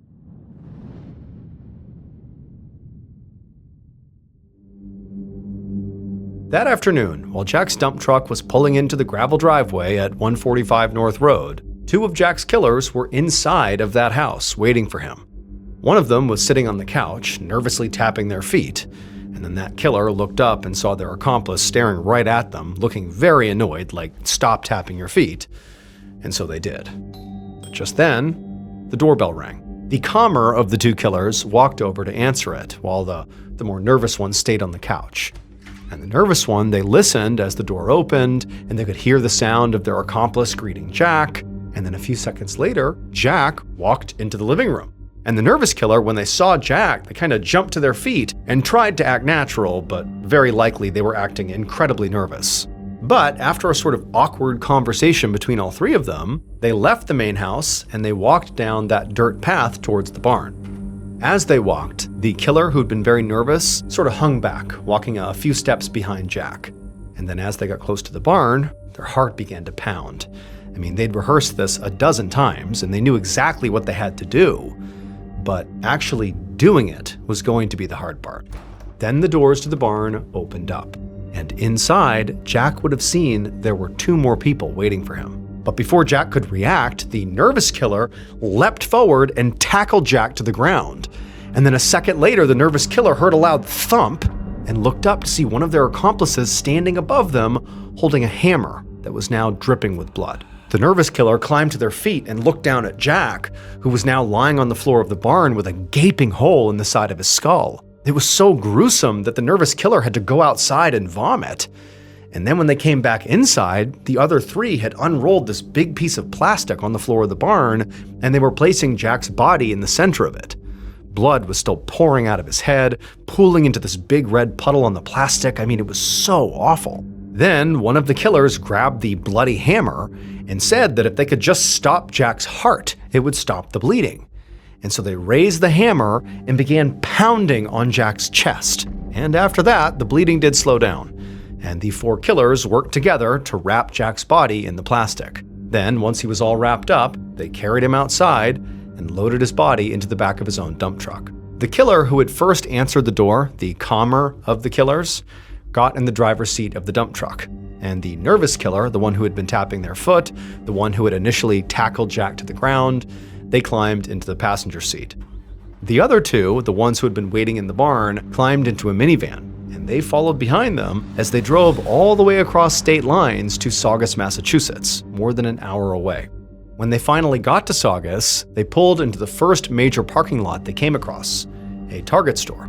They parked the dump truck near the back of the lot, and then when they got out, the nervous killer double-checked the tarp to make sure it was secure, and then they, along with their calmer accomplice, walked across the lot to the white minivan, and they climbed inside. After that, all four killers drove all the way back to New Hampshire to clean up the barn, because the farm's owner, Michael Connors, expected it to be left in perfect condition. Now, Michael Connors, the owner of the barn, was not directly involved in the murder scheme. However, he did know that the mastermind of the murder was going to be using his property while he was gone. However, he would testify that he did not know what they were doing and just asked that they keep it clean when he got back. Ultimately, the reason he allowed his property to be used at all is because he was doing a favor to the mastermind of the murder, who was his longtime friend and business partner, and also the very same self-made Las Vegas millionaire that Jack Reed himself had viewed as this big success story, whose path in life Jack was hoping to emulate. The millionaire's name was John Brooks, and he believed that when Jack had helped him move, it was a job he had done for him a few years back, that Jack, during that move, had stolen some of his motorcycles and jewelry. Now, there was no evidence to actually back this up, but John Brooks was convinced, and he held a grudge. So in retaliation, a few months after the move, Brooks had sent his son Jesse to Jack's home to scare him. That's who Jack had spotted in the middle of the night on his property almost 2 years ago, the strange prowler who had literally called out to Jack by name. But when Jack came outside to confront him and literally fired a gun at Jesse, Jesse and his dad did not stop what they were doing. Instead, Brooks only got angrier, and he vowed to get revenge. So he'd sent 4 people out to New Hampshire to kill Jack. It was his son Jesse, Jesse's friend Michael Benton, who was not the same as the Michael who owned the farm, and the 2 other men who were named Joseph Vrooman and Robin Knight. All 5 men were eventually convicted of taking part in the murder. John Brooks was sentenced to life in prison without the possibility of parole. Robin Knight was also sentenced to life. Michael Benton, not Michael Connors, the owner of the barn, so Michael Benton, got 33 years to life. Joseph Vrooman was sentenced to between 17 and 35 years, and Jesse Brooks was sentenced to 15 to 30 years. He was released on parole in 2023. March of 2015, 68-year-old Tamara Samsonova was having renovations done to her home in St. Petersburg, Russia. A friend of hers, 79-year-old Valentina Ulanova, had heard about Tamara's renovations, and she approached her and said, "Do you want to stay with me while that's getting done?" Tamara was very thankful, immediately said yes, and as soon as she moved in, she immediately started picking up the slack by cleaning up the house and doing the dishes, and made sure she always cooked food for her friend because she wasn't able to pay rent. After a couple of weeks, the renovations on Tamara's home were complete, but Tamara didn't want to leave. She was really enjoying living with Valentina, and so she asked Valentina would it be okay if she stayed a little bit longer. Valentina was a little bit reluctant, but did ultimately say, okay, that's fine. A couple of months go by, and Tamara is showing no sign that she plans on leaving Valentina's home anytime soon, and Valentina is getting increasingly frustrated with that reality. Finally, in late July 2015, Valentina confronts Tamara and says, "You gotta go." And Tamara just says, "No, I'm not leaving." This causes a huge fight, but at the end of it, Tamara still doesn't leave. So for a couple of days, the women just do not speak to each other. The silence is finally broken on July 23rd when the women get into a fight about some empty cups in the sink that one of them was supposed to clean, but they didn't. And they fought about whose responsibility it was to do the dishes. And then of course, the whole subject comes up again of Valentina saying, "You shouldn't even be here, you need to leave." And Tamara's like, "No, I'm not gonna leave." And so another big blowout fight happens. But at the end of this fight, Tamara finally concedes and says, "Okay, I get it. I need to leave. Just give me a couple of days and I'll be out of your hair." Immediately, the tension is gone in the room. They're no longer fighting. And Valentina is happy that she's finally going to get her apartment back. And Tamara says, "Look, I'll make us dinner tonight. I'll go out and get some food." Tamara leaves the apartment and goes to a pharmacy and gets a whole bunch of sleeping pills. And then she gets the ingredients to a particular salad that she knows Valentina really likes. She goes back, she starts making dinner. And as she's making this salad, she crushes up the sleeping pills and mixes the powder with the salad dressing and gives that to Valentina. And Valentina, who's very hungry, eats the whole salad and doesn't notice anything is wrong. As soon as Tamara was sure Valentina had eaten the entire salad, Tamara just goes up to her room and goes to bed. A couple hours later, at about 2 a.m, she goes back down to the kitchen and she sees Valentina is passed out on the ground. Tamara goes up to her and sees that she's still breathing, which was a disappointment because she wanted her to die from taking all these sleeping pills, but it doesn't matter. She takes out her hacksaw that she had borrowed from the neighbor earlier in the day and proceeds to butcher Valentina.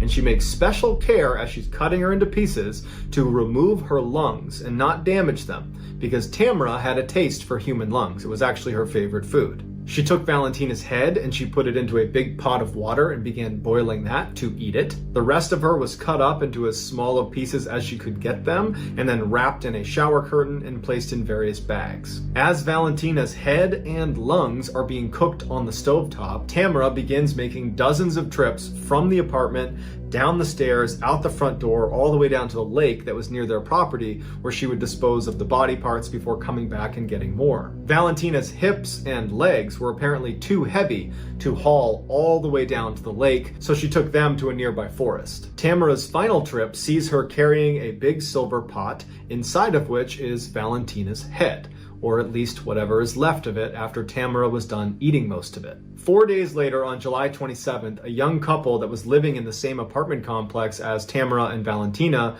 were out for a walk with their dog out near that lake. And as they're walking, their dog takes off running and stops in front of this huge bag that it's sniffing and pawing and trying to open. And the owners of the dog try to call it back, but they can't get it to get away from this bag.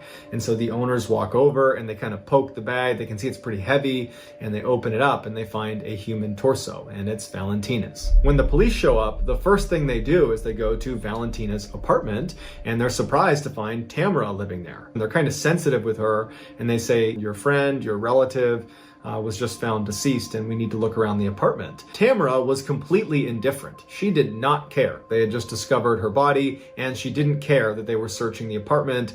It was like she knew someday this was going to happen. During the search, the police officers quickly find blood all over the bathroom and in the kitchen. They even find the hacksaw she used that's got blood on it, and they find Tamara's diary that's sitting next to this book about black magic. And the police are horrified when they see that the diary contains meticulous notes that Tamara had kept of all of the ritualistic killings she had perpetrated over the past 20 years.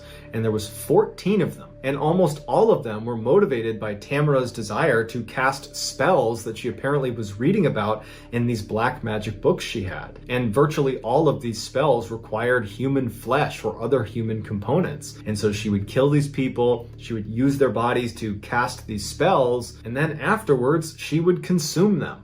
Not because that had anything to do with the spell, but because she liked the way people tasted, in particular, human lungs. The police arrest Tamara, who doesn't put up a fight. She says, "Yep, you got the right person. I did all this." While Tamara was on trial, she seemed like she was in a great mood. She told the judge, "I hope you give me a really severe punishment. I expect to die in prison." She was seen blowing kisses to reporters. It was like she was just totally out of touch. Or maybe she literally knew this was going to happen and just didn't care anymore. Tamara, who would be nicknamed the Granny Ripper by newspapers over the course of this trial, was given a life sentence, and to this day, she is still sitting in jail. Here is the surveillance footage of Tamara disposing of Valentina's body, as well as some shots of Tamara during her trial.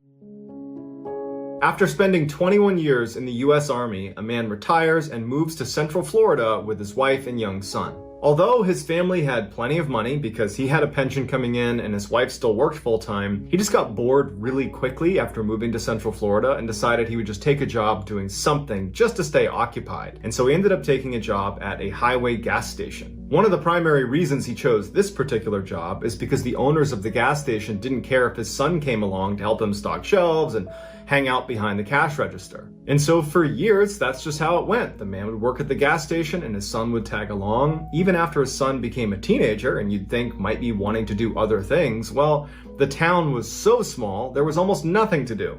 So his son still came along well into his teenage years. One night in 1990, his son, who was 15 years old at the time, was at the station and he was actually taking a break sitting outside on a picnic table. He was reading a magazine, drinking a Mountain Dew, and it's dark out, and he notices out of the corner of his eye that there is a woman walking off of the highway towards the gas station. It was a very quiet night at the time, so there's no cars getting gas, there's nobody there, and there's not really anybody even driving on the highway, and so that's why she really stood out to him. And he turns and he notices her and he thinks to himself, no one ever walks to our gas station. We're on a highway. Everybody drives here. So she must have broken down and she must be coming here to try to use our phone to call a tow truck or something like that. So the woman is walking across the lot, coming closer and closer to the gas station, and the boy at this point has turned his attention back to his magazine, but he would say later that he kept looking up and keeping an eye on her because there was something off about her. The woman ultimately walks right behind him and goes in the door into the gas station. Doesn't acknowledge the boy, doesn't say hi to him, just walks straight inside, and she starts walking up and down the aisles of the gas station. Now, from where the boy was sitting, it's all glass, so he could clearly look in and see his father behind the counter, and he could see the head of this woman as she walked in and around all these aisles. And as soon as the woman was in the store, kind of pacing around the aisles, the boy put his magazine down and was just watching. And he noticed that she was not really shopping. She was just looking down for a few seconds, wouldn't pick anything up, so she wasn't buying anything. And she would look up at the counter where his father was, and she would just stare at him. And then she'd look back down at what she was doing and she would go through all the aisles. And at some point, the woman just kind of abandons this phony, I'm pretending to shop routine and just walks up to the counter. Now, nobody else is in the store. There's nobody else coming in. And so the boy could actually fairly clearly hear what she was saying to his father. And she told his father that she had broken down and she needed a ride, and could he drive her to Ocala, which was the next big town north of this gas station. And the boy would say that his father acted very strangely, because his father is normally incredibly pleasant with all the customers. He's very chatty even. Like, he talks to everybody who comes in the store. But as soon as this woman had gone in, his dad had seemed kind of dismissive and almost rude to this woman, and when she was talking to him, asking for a ride, he just said, "No, I won't give you a ride." The woman is annoyed by how quickly she's been shot down, but instead of just taking no for an answer, she turns and looks at the boy who's sitting out on the bench, who's looking right at her, and she points at the boy, and she says, "What about him? Is he your son? Can he give me a ride?" The boy notices that his father, who's not within her eyesight, is looking at his son going, "No." Like, whatever she wants from you, you're gonna say no to it. And the boy's a little bit confused by this, because he's still trying to understand why his dad was so against helping this woman, because she clearly needs our help, or someone's help. But he just took his dad at face value, and when the woman's pointing at him, he knew, the boy, that if she came over and asked him, he would say no. But it wouldn't come to that, because the boy's father would say to the woman, "No, my son's not gonna give you a ride. You need to leave here immediately. Do not come back. Leave, we're not gonna help you." She's furious. She's cussing him out. She storms out and slams the door. She starts cussing at the boy, and she walks off. The whole time she's turning around and flipping them off and screaming profanities at them, but she ultimately walks off. And the dad kind of followed her out and is standing next to his son as she walks off. And the boy asks his dad, like, what was her deal? Why did that happen? Why did you not want to help her? And the dad just said, "I don't know. There was something off about her, and I don't know how to place it, but I did not want her around you. I knew I didn't want to give her a ride. I knew she had to go." A year later, the boy is in his room when he hears his dad in the other room yelling for him to come in here and look at the TV. So he runs into the TV room, and on the TV is the same woman from the gas station, better known as Eileen Wuornos. She was a serial killer who used to pick up her male victims at gas stations in Florida. It's unclear whether the boy or the boy's father were her next victims. But by the time she had shown up at that gas station, she had already killed 4 people. And following that interaction with them at the gas station, she had gone on to kill 3 more people, including someone in Ocala, Florida, which was the town she had asked them to give her a ride to. Eileen had been caught, that's why she was on TV, and she was later sentenced to death. Have you ever wished you could consume the strange, dark, and mysterious in a live storytelling event? Well, that dream is becoming a reality this year, because I'm coming back with another live tour. This year's tour is also going to include a whole bunch of new locations, including the West Coast of the United States, all across the United States, and also one international city. We put together an absolutely amazing show with a whole bunch of awesome stories, including stories you will not hear anywhere else. New content you can only get if you come to this show. But if you want to see it, you gotta act fast, because tickets are available right now. If you want tickets, go to tour.ballenstudios.com or click the link in the description below. Again, that is tour.ballenstudios.com. Also, I'm going to be giving away an all expenses paid for trip to come meet me at one of my live shows. That will include airfare, hotel, come hang out with me backstage. It's gonna be a whole thing. And so if you want to potentially win that, all you have to do is donate to win at fandiem.com/Mrballen. That is fandiem.com/Mrballen. Get your tickets and enter the sweepstakes today. I can't wait to see you at the show.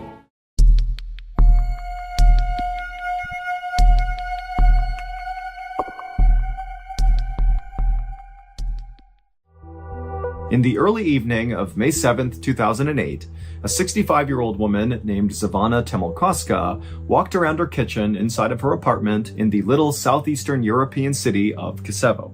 Kosovo is a quiet place at the base of this huge mountain in northern Macedonia, and while it's totally beautiful, it's utterly remote, and basically nothing really of note happens here.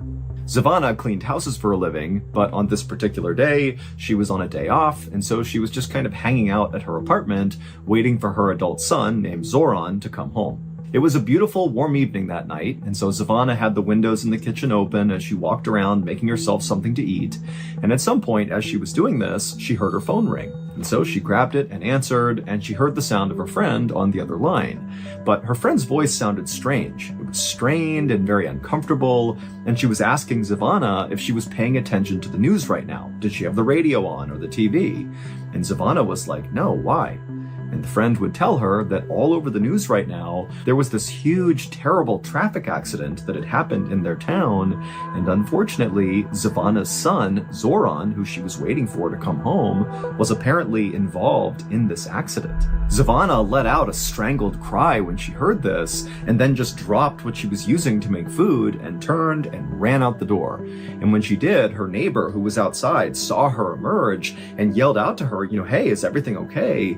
And Savannah, as she literally just continued running towards the road, she basically blurted out to the neighbor that her son was hurt and she was going to the hospital. And this neighbor watched as Savannah just ran down the road, turned the corner, and disappeared. Savannah did not have a car of her own, and so literally she was going to run to the hospital to make sure her son was okay. A little while later, that same neighbor who had just watched Savannah disappear around the corner heard a knock on their door. And so the neighbor went to the door, they opened it up, and they were totally shocked at who they saw standing outside. It was Savannah's son, Zoran, who did not appear to be hurt in any way. But before the neighbor could ask any questions about this, Zoran, who looked visibly confused, said to the neighbor, hey, have you seen my mom? We were supposed to meet and have dinner together, and it's just totally unlike her to disappear without telling me where she was going. The neighbor just stared at Zoran for a second, having no idea what was going on here. And then the neighbor was like, well, wait a minute, Zoran, were you in a car accident? And Zoran's like, no, what are you talking about? And then the neighbor kind of filled Zoran in about how they had seen his mother run outside, and she had mentioned how her son had been in this car accident, and she literally ran to the hospital. Zoran was just as mystified by this as the neighbor was, and so Zoran just grabbed his phone and called the hospital to see if his mother was there. But when the hospital picked up, they would tell Zoran that his mother was not there, she had not been there all day, and two, even though they had heard reports about this car accident in town, there had not been any car accident victims brought to the hospital at all that day. And so by the end of that night, when Zoran really had no idea what had happened to his mom, where she was, or, what was going on with this car accident thing, he just did the only thing he could think to do, which was go to the police and report his mother missing. 9 days later, on May 16th, when still Savannah was missing and the police had no idea what happened to her, there were no new leads, nothing. On this day, a 56-year-old reporter named Vlado Teneski, who actually happened to live not that far away from where Savannah lived, he got a call from one of his police sources. And the source would tell him that Savannah had actually just been found, even though this was not public information, and unfortunately, Savannah was dead. Her body, which had been beaten and strangled and stabbed, had been found wrapped up in plastic and dumped in this illegal dumping area not far from the town's football stadium. The source told Vlado that when her body was searched, they discovered she still had valuables on her person, and so that kind of ruled out the possibility that this was a robbery gone wrong, which was the initial theory about what they were seeing. However, when police had done an initial probe into Savannah's life to figure out who this victim was, they discovered that she was just this poor old cleaning lady who had no enemies to speak of, and so it really just made no sense that she was the victim of such an obviously brutal and intimate murder that was not financially motivated, at least not on the surface. Vlado thanked his source for all the information and then hung up. Vlado's source had sounded really shocked by this murder as he was telling Vlado, but now, as Vlado was sitting here thinking about what he had just been told, he wasn't really shocked as much as he was suspicious. He felt like something just was off about this murder. Maybe Savannah appeared to be this poor old cleaning lady with no enemies, but in reality, maybe that wasn't who she was. Maybe she was leading a secret life that got her killed. Or maybe she had stumbled upon something she was not supposed to see and that got her killed. Vlado had no idea, but he just felt like, there's something off about this and it needs to be investigated. Now, Vlado had a reputation in town for being this very aggressive and kind of fearless journalist who had no problem diving headfirst into some of these really murky stories that could involve corruption or misuse of power, and he would get to the bottom of it, and he would publish these articles where he spoke really critically about the government, about police, about anybody really who was in a position of power. But as a result of conducting himself this way, over his 30-year career, Vlado had been threatened with violence many, many times for things he had written or things he was about to write.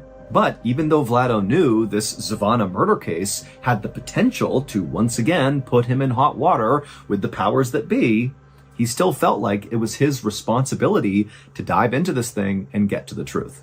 So, feeling determined, Vlado grabbed his notebook and pen, and he walked out the front door of his house, and he made the several-minute-long walk over to Zavana's house.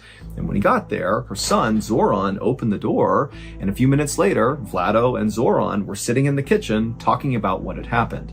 Zoran told Vlado all about how he came home and discovered his mom wasn't there, and then he went to the neighbor's house, and they explained how, they had seen Zavana running off to the hospital to go look for Zoran, but Zoran's like, I'm not hurt, I didn't get into a car accident, what's going on here? And as Zoran spoke, Vlado took lots of notes and asked lots of follow-up questions, and by the end of this interview, when Vlado felt like he knew everything there was to know about Zavana, he felt like he actually had a pretty good working theory as to what actually happened to Zavana. And the reason he felt like his theory could be accurate had to do with what Zoran told Vlado his mother did for a living, that she was a cleaning lady. Now, it took Vlado a couple of days to put together his story. He had to go out and interview dozens more people in the neighborhood. But finally, on May 19th, so just 3 days after Zavana was found murdered, Vlado published a story in the newspaper.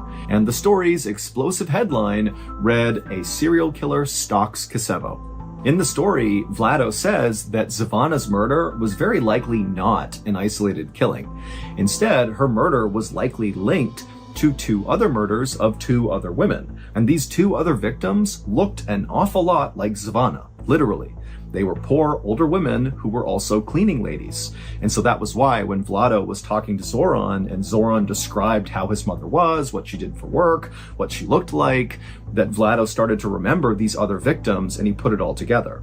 The other 2 victims were 64-year-old Mitra Simjanoska, who was murdered in 2005, and the other victim was 56-year-old Lubitsa Lukoska, who was murdered in 2007. Now, Vlado's story was totally explosive because what he's saying is that there is a serial killer that is on the loose in this town.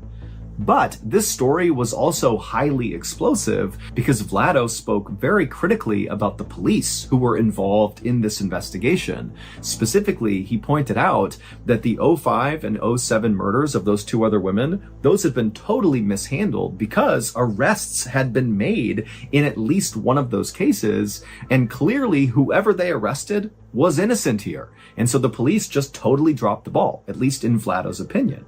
And when the police read Vlado's story, they were very upset at him because he was so critical of them.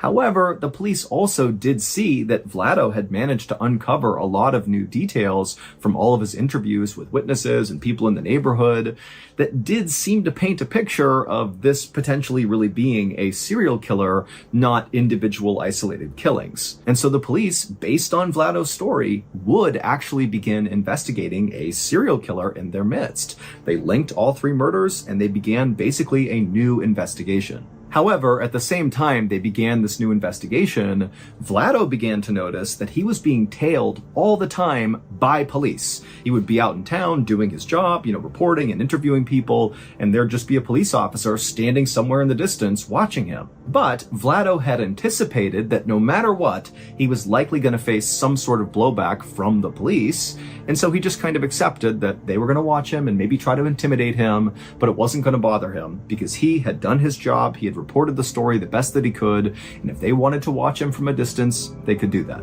By early June, so about 2 weeks after Zavana had been found murdered, the police, in this new serial killer investigation they were doing, had narrowed down their suspect pool, which was in the hundreds, down to just 3 people. And they felt like they were very close to making an arrest. About a month later, on June 20th, so by this point Vlado is still being trailed by police all the time, but the police have not come out publicly and said anything about the serial killer case. They're just continuing their investigation. But on this day, June 20th, Vlado's editor at the newspaper got a call from a police officer telling the editor they were about to make an arrest in the serial killer case. And as soon as their conversation ended, the editor called Vlado to tell him the news. But when he called Vlado, Vlado didn't pick up, which was very unusual. Vlado always answered his calls. And the editor was also thinking to himself how strange it was that this officer had contacted him and not Vlado. Like, why aren't you going to the guy writing the stories and telling him about this new development? Why are you coming to me? The editor would continue to try calling Vlado several more times, but Vlado never answered. And so ultimately, the editor just kind of assumed that Vlado must be busy, interviewing someone, or maybe more likely, he had already learned about this imminent arrest, and he was on scene, ready to capture in real time this arrest that was about to take place. Meanwhile, on a quiet street in Casebo, the police had surrounded this very modest two-story home that was very overgrown up front. It was surrounded by tall fir trees, and all the windows had heavy drapes covering them up. And then once the police felt like they had totally surrounded this building, a team of officers walked up onto the porch and knocked on the door and yelled out that they were police and whoever was inside to come out with their hands up. And for a moment, it was just silent and tense. And then the police on the porch heard footsteps inside the house. They had their guns ready to go. And then the door slowly opened up. And this man, who seemed very unthreatening and kind of confused, stepped out onto the porch. And the police immediately arrested him and took him away. A few minutes later, back at the newspaper headquarters, Vlado's editor got another phone call. And when he answered, it was the same police officer who had called before to warn him about this upcoming arrest. Except this time, the officer was calling to say the arrest had been made, they had caught their serial killer, and then he told the editor the name of the person they arrested. And when the editor heard the name, he dropped the phone in shock. The serial killer was Vlado. It would turn out that Vlado appeared very professional and calm on the outside, but inside he was full of rage, specifically at his mother, who he viewed as this terrible, cruel person. And after she died in 2002, Vlado became obsessed with this idea of getting revenge on his deceased mother. And the way he decided he would do that would be by killing random women who just kind of looked and seemed an awful lot like his mother. i.e., they were poor, older, and cleaning ladies. His three victims, Mitra in 2005, Lubitsa in 2007, and Zivana in 2008, had all personally known Vlado's mother. And so Vlado had actually used that connection to gain each of his victims' trust, and then once he had their trust, he would lure them away to strangle, stab, and beat them to death. In Vlado's explosive newspaper story, he lied about a whole bunch of things just to throw the police off. Like, for example, he made up that he spoke to a witness who claimed to have seen Zivana get into a car with two men right before she vanished. Vlado did not see that. That was just a total lie designed to confuse the police. Vlado had also been the one to plant that story on the radio about Zivana's son, Zoran, being in this terrible accident. That had caused Zivana to run out of her house and be vulnerable to be scooped up and killed, which is exactly what Vlado wanted.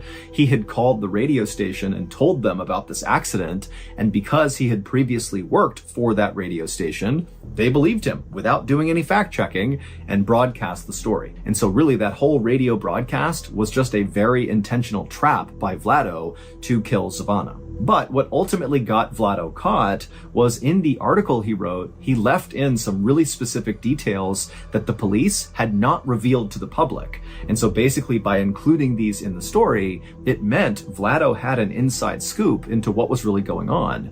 Like, for example, Vlado said that all three of these women who had been killed by the serial killer had been strangled to death by telephone cords that were left at the scene. But again, the police had not revealed that to the public, and so when they read the story, they actually became very suspicious of Vlado and thought he could be involved in these murders. And so when Vlado felt like the police were trailing him just to intimidate him, in reality, the police were trailing Vlado because they thought he could be the murderer. And eventually, when they got a DNA sample from Vlado, it was confirmed that their suspicions were right. He was the killer. After Vlado's arrest, he was immediately charged with 2 of the 3 murders, and the police were getting ready to charge him with the 3rd, and they were even looking at a 4th victim, potentially, that maybe Vlado had killed as well, but they weren't entirely sure yet. But on June 23rd, so just 3 days after Vlado's arrest, he died in jail in a way that really didn't make any sense. Vlado had drowned in a small bucket of water inside of his jail cell,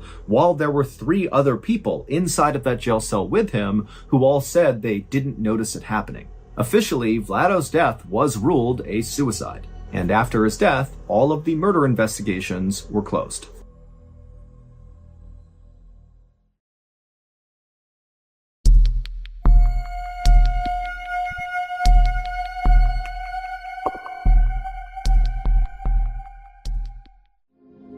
On a late winter afternoon in 1985, a Canadian border security guard stood at the border between New York State and Ontario, Canada. And as he looked out at the dozens of cars lined up at his checkpoint, he felt an enormous amount of responsibility. Because for him, working at border security was not just about checking people's passports. It was also about making sure dangerous criminals from the United States did not flee their country and enter Canada. And today, there was one particular dangerous criminal from the United States that this guard was on high alert for: a 30-year-old man named Alex Mangle. A few days earlier, Alex Mangle had been stopped by a police officer near New York City. And during this traffic stop, Alex had somehow taken the police officer's gun and shot the officer in the head, killing them, and then Alex had fled, and he was still on the run. And so now law enforcement was concerned that because New York was only 6 hours from the Canadian border, that it was very possible that Alex might try to flee into Canada to escape persecution. And so US and Canadian law enforcement and border security were on the lookout for Alex Mangle.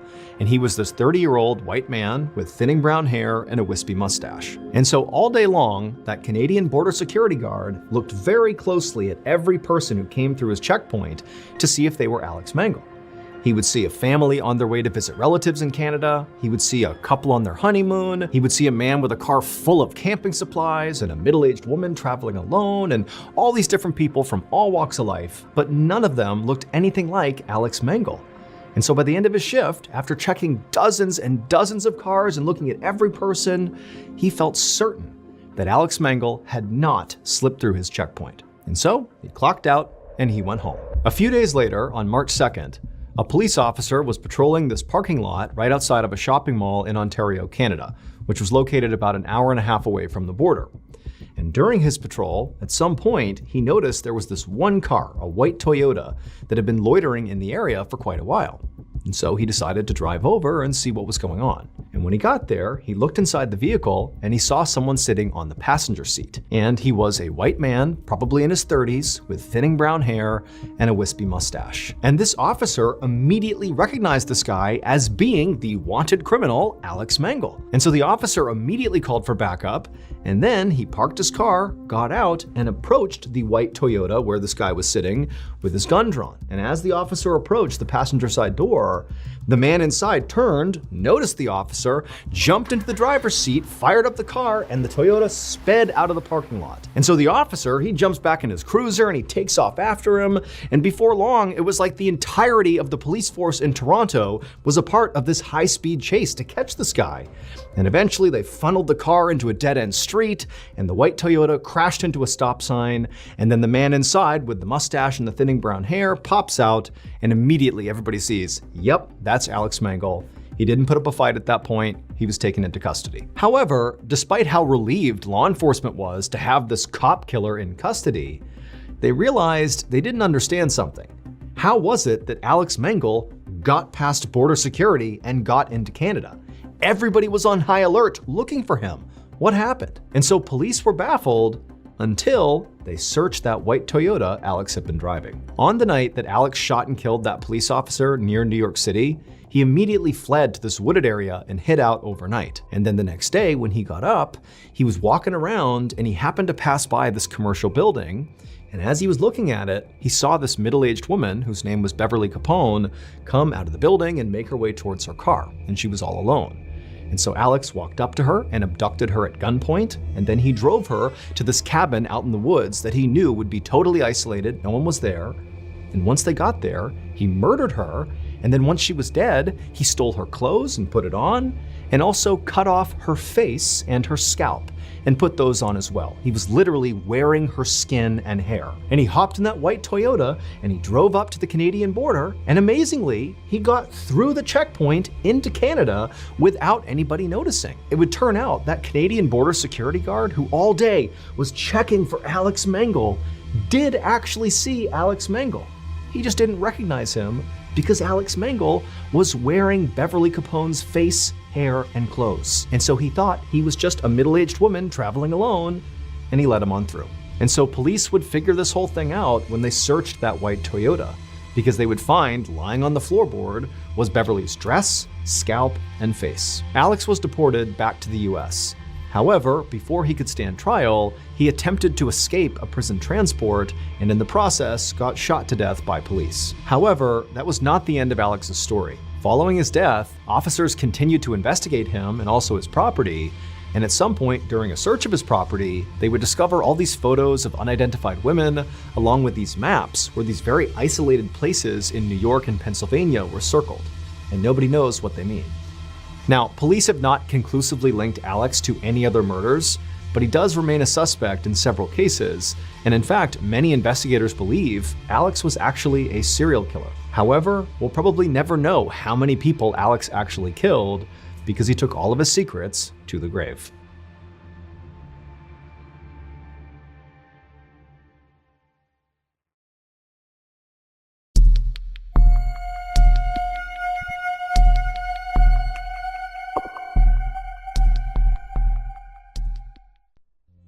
On the morning of February 2nd, 2012, a young man pulled off a 4-lane highway in Anchorage, Alaska, into a large, snowy parking lot. He passed by dozens of parked cars until he arrived in front of this small shack that was brightly teal colored. It was a popular coffee shop called the Common Grounds, and this young man worked as a barista there. After he parked his car, he walked up to the white door employee entrance to this little building, and he got his key out and he went to unlock the door, but when he turned the key, he saw the door was already unlocked. He knew the girl who had worked the previous night and would have been responsible for locking the shop up. She was 18-year-old Samantha Koenig, and although she had only been on the job for about a month, she seemed very responsible and had never had any issues closing up before. The young man shrugged it off though. He figured people make mistakes, and he went inside. Right away, he noticed that a couple of things just seemed out of place. It was like Samantha must have just left in the middle of her shift without even attempting to clean up. There were napkins on the ground, there were towels out, there were cups still out. And so as this young man is walking over to the cash register to unlock it, he's running through scenarios in his head about how Samantha could have been so sloppy. And then he reached down with his register key, and just like the door, the cash register was already unlocked. When he pulled the tray out, all the money was gone. And that's when he knew they had been robbed. And so he called his boss. The night before, Samantha had asked her boyfriend, Dwayne, to pick her up after her shift at the Common Grounds. Dwayne arrived in front of the kiosk at about 8:30 p.m., which was 30 minutes after her shift should have been over. Dwayne had gotten held up at his job, which is why he was late. And so when he gets there, Dwayne looks around the parking lot and he doesn't see Samantha anywhere. He sees the coffee shop itself is totally dark and looks like it's been closed up for the night. And so Dwayne gets out of his truck into the freezing cold night air, and he walked up to the window of this coffee shop and he pressed his face up to the glass to look inside, but there was nobody in there. Dwayne automatically went back to the fight he had gotten into with Samantha earlier in the night via text message. She had accused him of cheating on her. He had been kind of nonchalant, like he didn't care about it, and what ensued was a really ugly fight. And so as Dwayne is walking back to his truck, he's thinking to himself, maybe Samantha just didn't want to see him because of the fight, and so at the end of her shift, she got a ride home from her father or maybe from a friend, and that's why she's not here. And so Dwayne gets back inside of his truck and he sends a text message to Samantha asking if she's okay, if she's gotten home, but after several minutes of no response from her, Dwayne, even though they were fighting, he still cares an awful lot about his girlfriend. He decides, I gotta go by her house and make sure she's there and that she's okay. And so a couple minutes later, he gets to her house, he goes up to the door, and her single father, James, answers the door. Dwayne explains that he didn't see Samantha after her shift and just wanted to make sure she was here, but James says, she's not here. I have no idea where she is. I haven't spoken to her. And so the two men go into James's kitchen, they sit down, and they start texting and calling Samantha to try to figure out where she is. And after a couple of minutes, Dwayne's phone lights up, and it's a text message from Samantha. And the message clearly indicates that she's still very upset with Dwayne, but she's saying that she needs some time to think and that she's going to be with some friends for a couple of days, and would he, Dwayne, let her father know where she was. And so Dwayne shows James the text message, and Samantha's father looks at it and he's thinking to himself, this is very uncharacteristic of Samantha. He had raised Samantha since she was 2 years old, and they were very close. They shared everything with each other. It didn't make any sense that she wouldn't contact him directly to say that she was going to be out with friends for a couple of days. And it didn't make sense that she would ignore all of his phone calls and text messages when clearly he was worried about her. The two men stayed up super late, calling and texting, hoping to get more information from Samantha, but she never responded. She never texted back. And so the following morning, when neither men had gotten any more messages from Samantha, James went to the Anchorage Police Department and filed a missing person report for his only daughter. After receiving this missing person report, an officer with the Anchorage Police Department called the owner of the Common Grounds coffee shop to ask about Samantha. And the owner actually said they just got a call from their barista that was working at the kiosk that morning, and they had informed them that apparently there had been a robbery and no one can get in touch with Samantha. No one knows where she is. The owner told the police officer that as soon as she got her hands on the security footage from the night before, she would send it over to the police department. While the police waited for this footage, some officers began calling Samantha's friends and other family members to see if they knew where she was, but no one had heard from her and no one knew where she was. No one had any information. Some other police officers headed over to the Common Grounds coffee kiosk to get a look at it for themselves. And when they got there was no sign of a struggle outside or inside the kiosk, and inside, underneath the counter, was a panic button that had not been pressed. And so even though Samantha's father thought there was something odd about her final text message, the police began operating under the theory that Samantha had robbed the kiosk and then left of her own accord. But what confounded police was how Samantha actually physically got away from the coffee shop. She didn't have a car that night, and she couldn't have just walked away because the weather was way too miserable and cold outside, and Anchorage is just not really a walkable city. And so if Samantha was telling the truth, that she was just taking a couple of days to be by herself with some friends at their place, then why didn't any of her friends know where she was? This question was answered later that day when the owner of the coffee shop made the security footage available. The footage, which has no audio, picks up around 8 p.m. on February 1st, 2012, which was the night Samantha went missing. It shows Samantha inside of the kiosk. She's working alone, she's cheerful, and she's busy. And then at some point, someone that we can't see, they're outside of the camera's range, comes up to the window and orders a drink. Samantha clearly turns to them, acknowledges their drink order, and turns and begins making this drink. And then after she's done making it, she turns to give it to this person, and immediately Samantha steps back and puts her arms up. And then seconds later, she reaches over and turns off the lights inside of the kiosk, and then she gets down on her knees with her back to the window. She stays in that position, not talking, not moving, for about a minute before she slowly stands up and walks down the kiosk towards the cash register. She opens it up, she scoops some money out of it,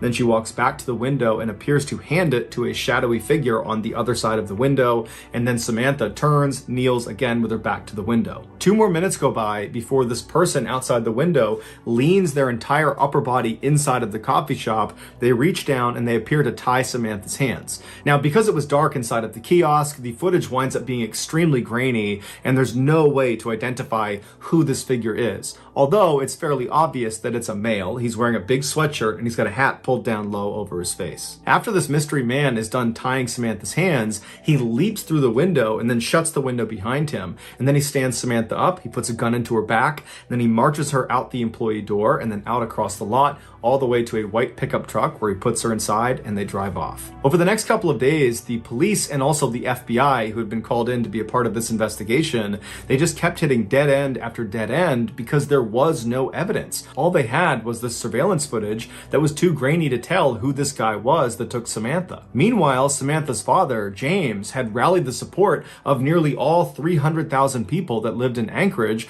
to go out and look for his daughter. His efforts were so profound, it had attracted major news outlets across the country, and suddenly his daughter's story had grabbed national headlines everywhere. This led to strangers donating thousands of dollars to fund a reward for anybody that had information about Samantha's whereabouts. But despite this reward growing in size every single day, and the national news media becoming increasingly more interested in this case, no one came forward with useful information that led to developments in this case, and Samantha never got in touch with Dwayne or her father. Then on February 24th, so 3 weeks after Samantha's gone missing and no one's heard from her, Dwayne got a text message from Samantha's phone, and it was directing him to a particular sign inside of a nearby public park. And so Dwayne and James read this text, they shared it with the police department, and then they raced to this park and actually beat the police there by about 15 minutes. And so Dwayne and James, they walk through the gates and they start walking down this main trail, and they stop in front of this sign. It was actually a bulletin board, and tacked on the bulletin board was a Ziploc bag, inside of which was a typed ransom note,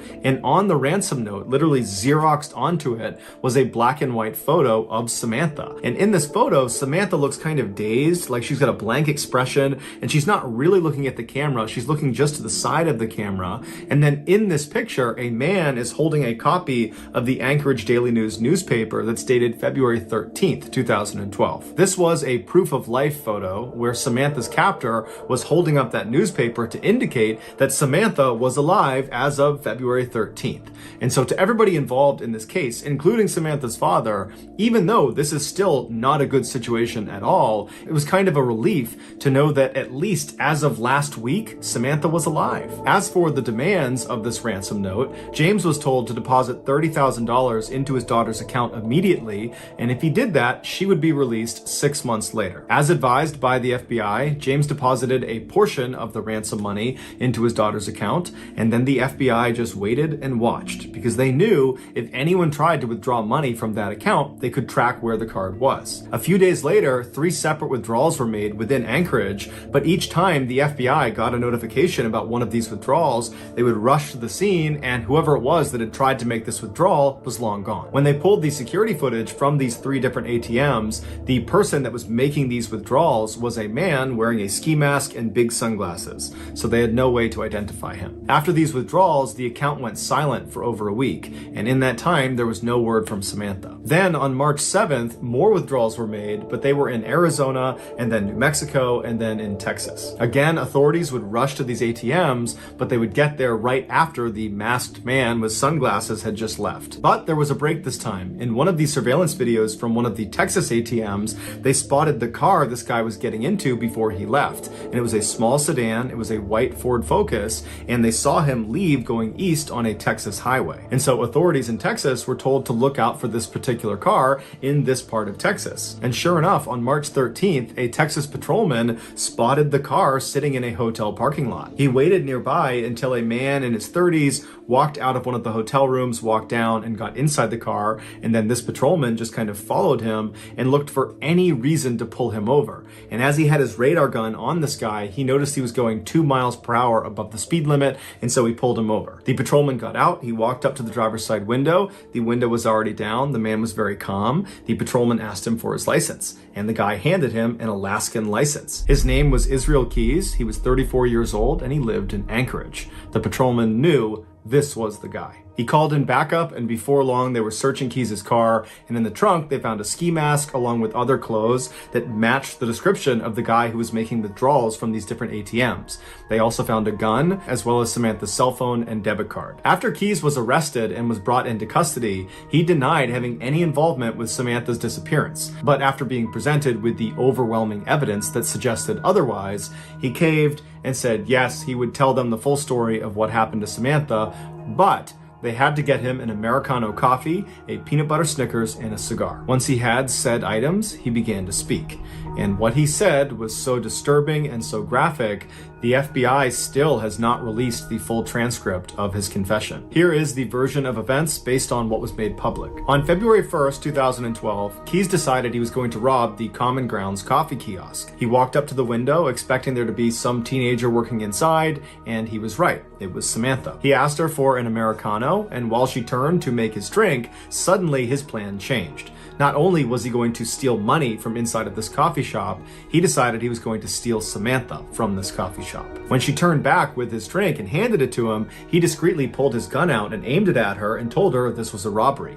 That's when she backed up and put her hands up, and then she turned around, he tied her hands, he jumped back inside, and then he said after he shut the window, he jammed napkins inside of her mouth so she couldn't make any sound, and then he marched her out the door, outside, into his car, and they took off. Once they were in the vehicle, he pulled the napkins out of her mouth, and he told her if she tried to escape or if she tried to flag anybody down that he would just kill her. And so he said she was very obedient, she was obviously very scared, but she was trying to do her best to stay composed. At some point, Keyes reached over and took her phone and sent that text message to her boyfriend informing him that she was going to be spending a couple of days with friends and that he should tell her father. And then Keyes told Samantha he was going to be holding her hostage and trying to extract some ransom money. Samantha told Keyes that her family was very poor and that he wouldn't get much money out of them, to which Keyes said, "Don't worry about it, I know they'll raise money and they'll come up with it somehow."